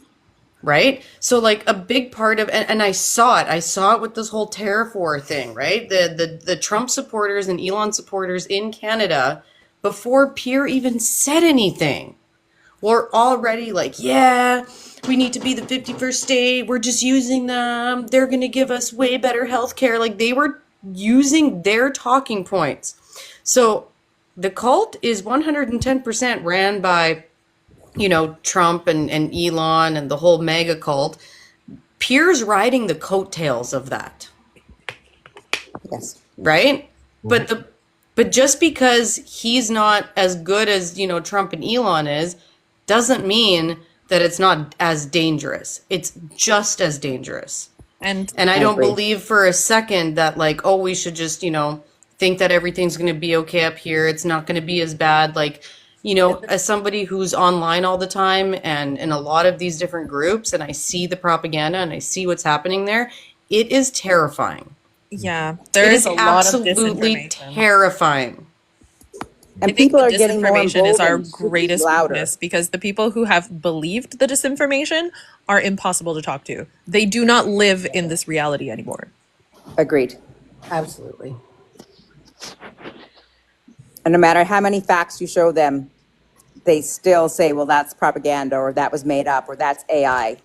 I saw somebody posting like legitimate misinformation, like easily fact checkable stuff, and I was like, hey buddy, I just need to let you know that like this is misinformation, this isn't how that was. And I kind of quoted the article because you can't actually use articles on Facebook.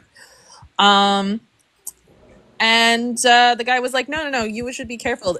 All the misinformation that you're saying that's all lies. It's all fake news. I was like, no, it's not. It's not fake news. It was an independent journal. They fact checked it. I can give you the link. I don't want your link. Right. I'm like, okay, but you do understand that like this is not true, and I can give you evidence of that. No. Can't. Won't listen to me.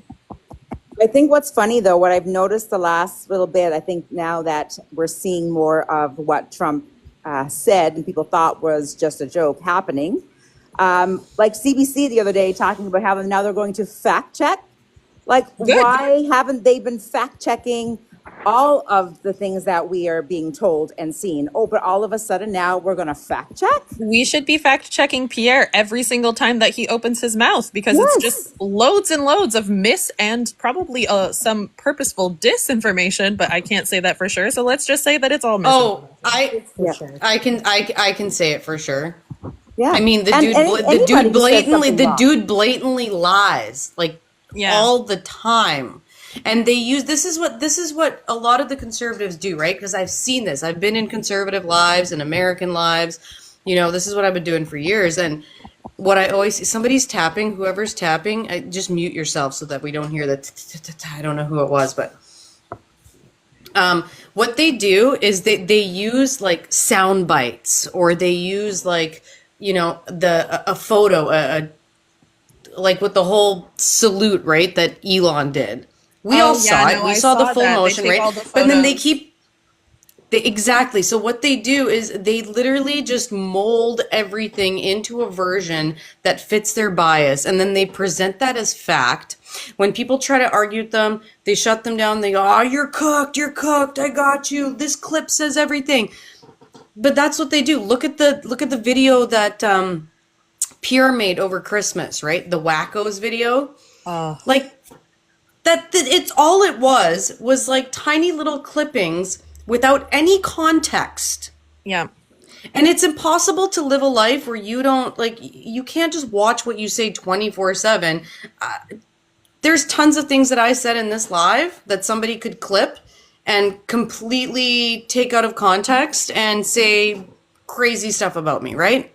That's just the reality of the world that we live in, because of how easily it is to pull out a phone and record someone, or look up videos on the internet and clip only what you want out of them, right? And so that started this giant propaganda machine, and now we are where we are. And every time we try to give the actual full fact and context, they go, "I don't care," and they just play that original little clip, and they're only on that one path without able to open up and see what's around them. Like, I don't know how much more evidence we can give to these people. That's all we've been doing, is evidence upon evidence upon evidence, and they'll just turn it around on us with their propaganda and say, "Nope, you're wrong, this is right. Oh, that came from CBC. Oh, that came from this journalist. He's a Democrat. He voted for Biden, therefore anything he says is wrong." Like, intellects from all over the world right now are being completely shut down. They go after the scientists, right? Because the scientists hold all the information. That's why all the misinformation came out, and they were trying to make us not trust them. Yeah. I mean, it's wild. I can't understand how people can tolerate being spoken to like they're an idiot, like Polyev does in that clip you were just talking about, that little video thing, when he talked about the electricians that harness the power from the lightning. And I genuinely, I have questions about his understanding about what electricians actually do. Like, like you need to meet an electrician at least once. Well, Like, he's never had a real job, so obviously he doesn't know. I think he was like a paper boy or something. At some Okay, point. yeah, and he worked at the Stampede. yeah, picking up garbage.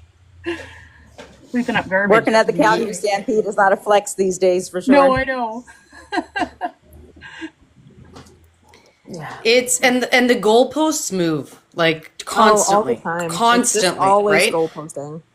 I mean, everything in within the one States was all conversation. about $1 gas, $2 eggs. $1 gas, $2 eggs. He ran on that. That's what everybody wanted. That's why everyone said they were voting for it. I'm at the point now where I'm honestly wondering if they actually only use that as an excuse. If they said they were voting for $1 gas and $2 eggs as an excuse to not actually tell us that what they're voting for was YT supremacy. Well, I watched a lot It of makes me wonder. those It MAGA makes me rallies, wonder. like with the David Yeah. Shores and the Good Liars, and they go and interview the lovely people at MAGA rallies. No, they honestly believed. Yeah, a lot of them were racist, but so many of them believed everything he said. We're going to Yes, lower true. gas. We're going to lower. We're doing this. We're doing that. You're going to get better tax. They bought everything that he said. Like, cause they. Yeah. And yeah, there were quite a few that they said, well, what do you mean make America great again? Like what? When we still had, Jim Crow laws, or, well, maybe. And not once They're did he insane. mention raising wages. No. He didn't. And there was a conversation on, I think, the Senate floor about it, actually. He talked about overtime, or not taxing overtime. Oh. That was the one thing he talked about. That How do you decide what overtime is and how it doesn't get taxed? I am very confused as to You how lie. you would That's not how. tax overtime. Because you just don't cut you the just overtime tax altogether, so money? And Like that's the money that you make? How do you claim overtime? Yeah. Just work more, longer. Work. That's all that's motivating people to do. We should have less work in our lives. Sure. You should. Well, what I'm saying is like the goalposts just keep moving, right? Like they know they're not going to get what they were promised, but they don't care. Now they're just cheering for the next thing. And the amounts of people that are cheering for this deportation makes me so ill. The fact that Mississippi came out with that idea to, hire bounty hunters to get it's so gross. migrants, and people are cheering for it. There are people that I've seen that have been making comments like, oh, I just packed my bags and I sold my house and I'm moving down to Mississippi. This is great. We're going to make so much money. We should do this in every state. What? And then they're trying to say, oh, don't worry, we won't be violent. No, it'll turn violent. That's guaranteed. Of course it'll turn violent. Like, how could it not? Yeah. You're giving a bunch of but, raged up, angry people access to now use their own will to capture migrants? How are they even going to know who's a migrant or not? They're just going to target people of color, and we know it. We know it. How many of those people read The Diary of Anne Frank and they thought about Anne Frank, and Red? a lot of Red? Okay. Zero. Mind you, the education system out there is not that great. There are a lot of schools that it was required reading in the US. Yeah. And a lot of those people are the same people who are cheering for this deportation. They're cheering for this. And I don't think that they realize that Juanita, their neighbor's daughter, is Anne Frank. Like they deny the Holocaust. Look at their little podcast boys down there. That did you hear what they're doing in terms of what they're taking out of education now in the States? Yes. Probably all that. Apparently, DEI, the Holocaust history, is under DEI education that they're removing. They're not allowed to talk about how there was one-time slavery in the United States. Yeah, Black history's gone. Yeah, Black history's gone. Indigenous history is gone. Oh my Holocaust is gone. They're taking all of that out of United States education. All of it. Also, if they treat their trans students with respect instead of disrespect, then they will lose their jobs. Can you imagine? Oh no! If Teachers will they get fired. support, listen to Sean. Yep, teachers will get fired if they call them by their preferred pronouns or by their preferred name and stuff like that. And it's retroactive too. So they're investigating all sorts of teachers that have done it in the past. It's going to be a shit show beyond. I don't even know how to. Oh my God. How to describe it. But they're attempting that here in Alberta as well. Yep. Well, they've Yeah. done it pretty much. It's happening here. Yeah, they've done it. Mm-hmm. They put the bills in place very quietly. We all wrote letters. It's why I joined the NDP. Was the start of it. Yeah, you can't change. You need a parental permission to call someone by a different name. So little Joseph, I hope he likes Joseph because you're gonna need your parents' permission to be called Joe.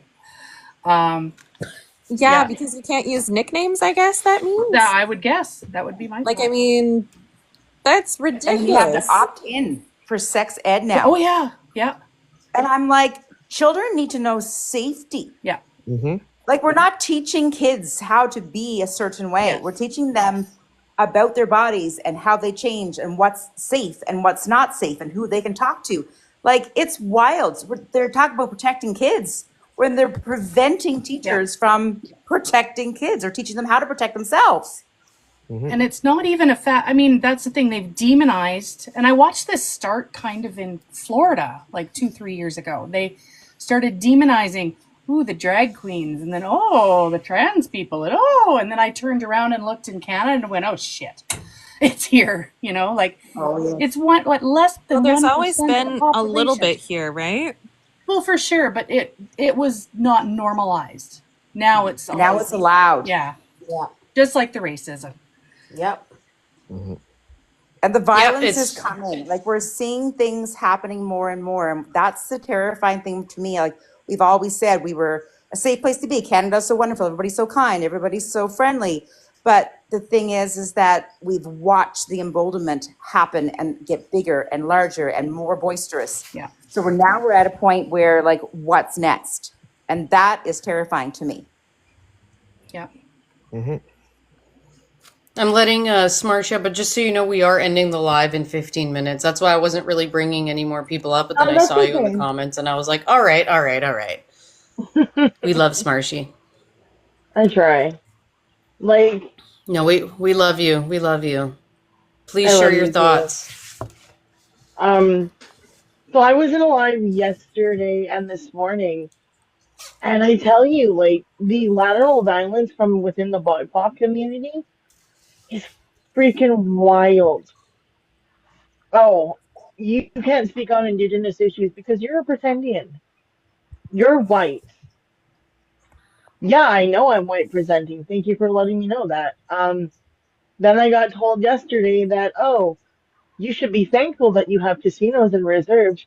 We at least gave you that. Oh yeah, this is the shit I'm hearing.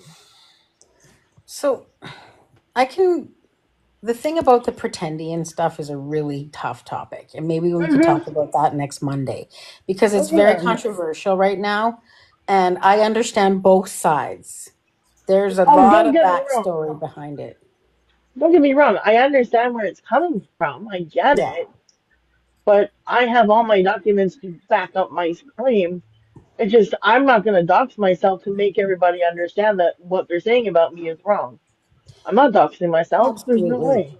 Yeah, and I'm not saying that, but just to get for the sensitivity around the issue, because there's a lot of folks that are they have a perception of lost rights because of people that are stepping up, and where there are a bunch of new Métis people who are just being added to lists, and they've enjoyed their white privilege for years, and then all of a sudden there's a perceived benefit to being Indigenous. So they're the ones who are muddying the waters when it comes to that, and it's really crappy because folks like you do get targeted then, right? And even myself at times, and so it's really such a complicated outcome of colonial policy. And I don't blame them because of what's going on with, like Randy in Parliament. I get it, right? Yeah. But I tried to break it down for people, and I'm like, the thing you're doing when the lateral damage is coming from within the BIPOC community, you're causing a target on people's backs because what you're doing is perpetuating the harm that white supremacist tactics have always done. And it's so imperative that we not do that to each other because, again, you're putting targets on everyone's back by doing that, and it's just too much. They Yeah. didn't have the same attitude, though, towards Danielle Smith when she Right. identified. Okay. Oh yeah, We And we that don't. bothers me. Whoa! I gotta answer this comment. Free step. We don't get tax free unless we are on reserves. Otherwise, we pay taxes. We don't get anything for free. The government owes Indigenous people a lot of money, but it's not going to see it in this lifetime, unfortunately. So Smarshy. Oh, sorry. Go on. no, it's just people like that. Oh, I get told, oh, you get $250,000 when you turn 18. Nope. No, that depends on royalty money from your own First Nation and in specific nations who have resources and mineral rights on their lands that have been developed. Okay, how is it not fair to the rest of the country that we get treated like second class citizens, but our ancestors were here first? Well, and You never know, mind that all of Canada was built on the revenues and the interest from our trust monies. oh, yeah, exactly. So tell me how that's not fair to the rest of the country Yeah. that we supposedly get, and this is why I don't like talking to other people about this stuff because this stuff comes up. I've got told, oh, you don't pay taxes. Revenue Canada says different. Well, and you're Métis, right? Métis have always paid taxes, and First Nations are only tax free when they work on their own reserves. Right. And I don't work on a reserve, so therefore I have to pay taxes. Right? And you're not a status Indian. No, I'm not. You have And to be I'm a getting status Indian to be tax free. right, exactly. So I know where I stand and I Yeah. know where I'm Yeah. See, this is what people were. Our education system in Canada has failed Canadians to not give just an understanding of who the different Indigenous people are in this country, a little bit of our different histories that vary across the Métis, the Inuit, and the First Nations. And then there's 634 First Nations who also have different histories, different stories. And then there's the scoop folks and the ones that went to residential schools. Like there's so many different versions of the Indigenous story in this country. But we can save that for Mondays. I'm so Well, frustrated with I do have to kind of, because Yes, we I do have know. to end soon. I do have to end soon, so I do want to kind of bring it back to what we were talking about and just get everybody's kind of last words that has to do with what we were talking about. We obviously spent a long time talking about tariffs. We talked about the Danielle Smith in Alberta and her breaking apart the Alberta Health Services and trying to go further and further into her plan of privatization. We talked about the Ontario election coming up. We talked about Elon Musk taking over basically the entire United States government and destroying everything, completely breaking democracy. We talked about Guantanamo Bay, and those were our topics. So if any of those topics you want to say something about those, I'm going to just go through everybody, and okay. I'll do 2 minutes each most at the max most. Okay, Okay. Smarshy, you wanted to start?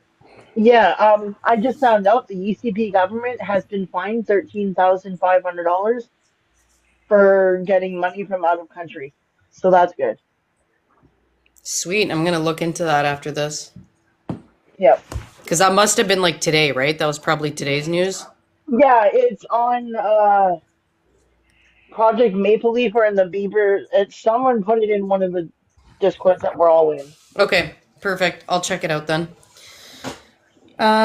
Okay, Sean, Yeah. So actually, I wanted to final just thoughts.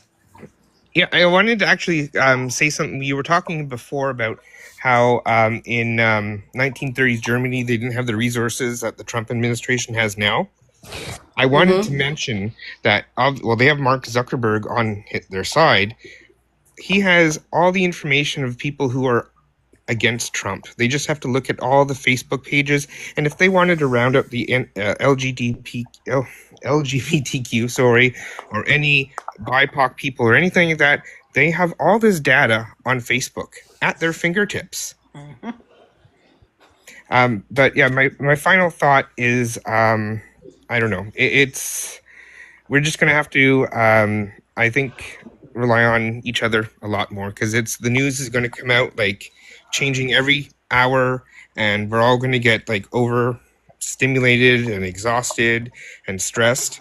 And I think we're going to have to rely a lot on our friends and like-minded people to just get through this time. My DMs are always open, everybody. Mine too.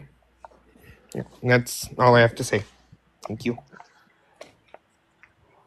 Thanks, guys. Pumpkin spice.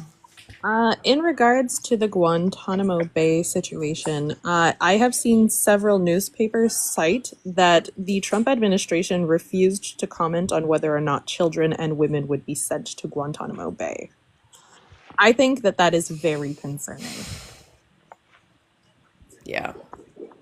That's what I said earlier too, right? Like they're telling us that it's only going to be these like high order criminals, but And yet they're refusing to make any comments about whether or not there could be women and children sent there. That's also is Guantanamo Bay not only fit to hell? Like it's only set to be able to hold like 800 people at a time. they're Yeah. expanding it now. They're making it bigger and they're expanding it, and it's become a big, huge operation. And they managed to do that on how many days? For 10,000 Well, there's people? not, there's not, I don't even know if there is 10,000. I'm not 100% sure. I thought I read that earlier, but so far I saw that, I know that 10 got sent there today. Oh, just 10 got sent there Sorry, today, thought but that I you had don't said know. 10,000. I thought I saw that somewhere. I think it was like in the plans of sending it. Like I Also, know that they said that they want to send 30,000 people there. That is a lot of people, and it's an area So where nobody can 30,000. see them. Yeah. Let's see. Here, I will let Treaty Birder speak while I keep searching to see if I can find any like actual numbers of how many people have actually been sent there, more than the 10 that got sent there today. Okay, thanks. I just, Sean, you really gave me something to think about the access that they have to everybody's social media and finding people that way. It's kind of like freaking me out a little bit because I said it last night too in my live. Like, there's another creator, Jess Whitney, who drew a parallel between what's happening, and I've always drawn this parallel too, by what's happening in Palestine. But the parallel I drew was like watching what happened to my ancestors. But yeah. she's saying it's like they were practicing over there, or they're, and they're going to come and do it here to the indigenous people in North America as well. And this freaks me out to no end because, and then you added that layer of how they can find us all through the social medias, which is absolutely like dangerous. It's not something that's news to me, but I just didn't really think about it much until you brought it up. But it's something that I think it's important that we all are aware of. Thanks, And Sean. It's all your fault. Sorry, I didn't mean to freak anyone out. No. It's over. I think we're all freaked out enough as it is. If you guys want to dive into that topic deeper, but only if you're mentally prepared for it, because it's not an easy read. There's a book called The Palestine Laboratory. Oh God. Oh no, I'm not strong enough for I'm not sure I'm ready for that right now because, like, the worst part, it's heavy. It's heavy. That's why I gave everybody a trigger warning. Like, if you're not prepared to get that information, don't read the book yet. But when you are prepared for it, it's important to understand what really happened there. Yeah, All absolutely. right, I love you all. You've Good been night, great. Smarsh. Right. I just to wrap up my 2 minutes, I just like Yeah. that it's not just going to be indigenous people too. Like, if they really do want to get into this country and come after resources and water and make way for Putin to come from the north or whatever the big plan is, none of us are going to be exempt from whatever's going to happen. So again, I want a friendly reminder to everybody, hang on to those treaties because we're all treaty people here in Canada. And those are what connect us to one another as Canadians, also to our Commonwealth. And then we can, through those treaties, hold them accountable too, to the obligations they have here, because they didn't go away when we wrote a constitution in this country. Canada and Britain have this relationship with the people. And I would argue that that's with all the people. Those treaties are about all of us here. So I feel like it could be something we can use to unite us and bond us and stand behind to protect these lands and stand our sacred ground. Yeah. That's it for me. Say Thank hi, you. hi. Kiana's That was spoken an now.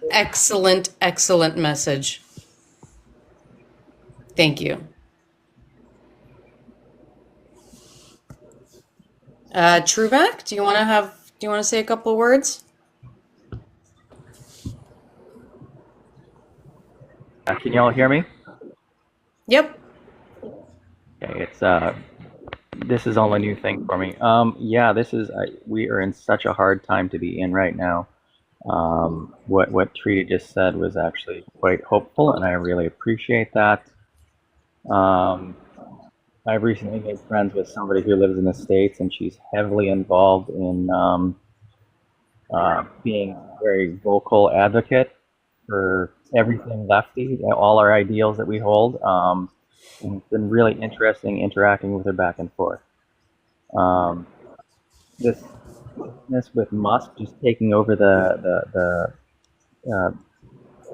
words are failing me straight, but taking over the treasury and whatnot. Treasury payment system, yeah. Yeah, and U.S. aid records is it's phenomenal. Um, I don't think we're exaggerating at all when we make all these parallels with 1930s Germany. We get called paranoid and whatnot, and we're not. We're just paying attention. And it blows me away the way we've allowed our educational system to be so eroded that none of this stuff is really even discussed except in the most cursory manner. So we can't even recognize it when it happens again. Yep. It's like, for example, I had to take a first-year university course in politics before I actually got learn about what all the left politics is, other than the stereotypical. Okay, well, communism is Soviet and China. Nothing about the ideology behind it or Marxism or anything. So you don't know. You're subject unless you go to university and take a first level or second level politics course, political sciences course. You don't know. You're subject to whatever disinformation you get fed. So yeah, it's a frightening time to be, and all we can do is reach out, start forming our mutual aid connections, our networks. I was just listening to YouTube by I forget his name, but he's an evolutionary biologist, and he's been talking a lot about AI. And he was saying that the best thing we can do is just focus on those local connections, because when this stuff really hits the fan, AI is going to be weaponized against us, and it's only by being able to see the whites of people's eyes that you're going to be able to verify that anything is true. So yeah, we need to get out there and we need to start networking. We have an election coming up. That's a good excuse to start, volunteer with your party of choice, and go out and knock on some doors, make some connections. Yeah, we need to become communities again. That's the only thing that's going to save us in the long run. That's my head I thought. agree. Community is number one right now. Literally, community is number one. We all have to build community online, offline, as much as we can. Get together, and if you can do it locally, even better. But a lot of us are spread out all over the country, right? So it's a good thing for us to be able to at least connect online. But if you can, get out into your neighborhood, volunteer for some local organizations, and get to know people. Thank you so much. Alex. Hi, yeah, so thanks. This is my first live ever, so I'm pretty excited. So I managed to get through it. So thank you for inviting me up. It was nice to chat with everybody.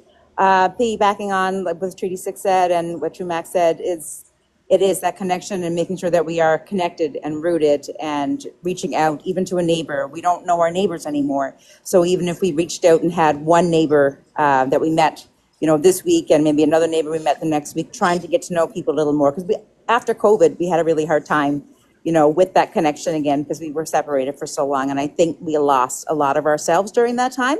And I'm so grateful for the people that I've met on here, and people that I've met here I'm actually getting to know in my hometown. I've met a couple online that we're going out for coffee with. So that part's been really good. So I think just talking things through and trying to find out who people are, I think is a very good push to move things forward and to stay connected so we can work through all of this together. Thank you. Glass Dolphins, you're last. Okay, I'll try to be quick since I'm the last. Oh, Treaty 6 birder. I love listening to you talk. My ancestry is Scottish, Irish, and English, so I am so pale, I'm transparent.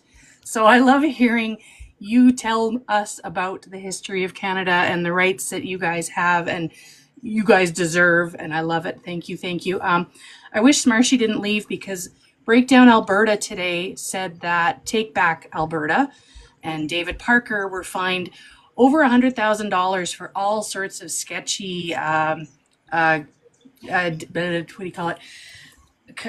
Election donations and all this stuff. So that's good to hear. Hopefully that'll destroy them a little bit. And I'm really hoping, like people tell me, oh, you don't like Alberta, then just leave. No. I've lived here for almost 54 years since the day I was born. I'm not leaving. I'm going to stick around. And I'm hoping that, 2 years ago, the provincial election, 44% of the voters voted for NDP. Only 52 voted for UCP. So now with Danielle Smith doing her little song and dance south of the border and sucking up to what's his name, I'm really hoping that people will start seeing the light of day with her. And I'm hoping it spreads a little bit to the federal side because we all know yada yada.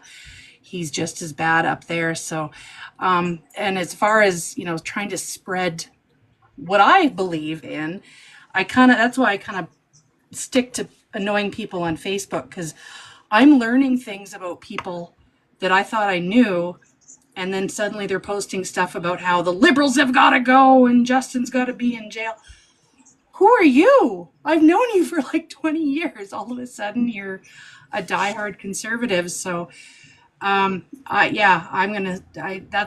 my way. And then once things start ramping up, maybe I will start door knocking with the NDP around Calgary. Not when it's minus 30. No, not doing that. But yeah, so I feel like I'm being attacked by all sides, and my mother thinks I'm going insane, but we are all different levels of government and the states. I feel like we're being attacked, and it is. So thank all of you. We are. Thank you to all of you. That's the honest truth of it. Frontline and Pumpkin, I've heard you. I've seen stuff that you post, and all the people, Ms. Radical and Lotus Lady. You guys have all helped me stay sane. So thank you. Hopefully we don't get banned. Thank you. Yeah. We'll be okay. We'll figure it out. Worst comes to worst. That's why I want you guys to join the Discord server. The link is in our profile. Get in there, get in the server, because if anything does happen to TikTok or anything else, at least we'll have each other in there. That's why it's super, super important that we find other areas off these social media sites to organize in. And yes, Discord can go down as well, but it's not going to go down, before TikTok type thing. So we're good. Let's meet up there. Thank you to everybody that joined tonight. I just want to do a quick little recap here. We are Beaver Politics. We do have shows every single night. On Monday, we have Indigenous Matters with Treaty Birder that you heard from. News Hour on Tuesday nights with me. Wednesday, we have the Mossy Side with the Progressive Moose. On Thursday, we have Truth Through Discourse, which is a big panel just like this, but instead of me talking for an hour, just me, it's a panel the whole time. It's open discussion the whole time, and we try to tackle, 1, 2, maybe 3 big topics that are going on in our country.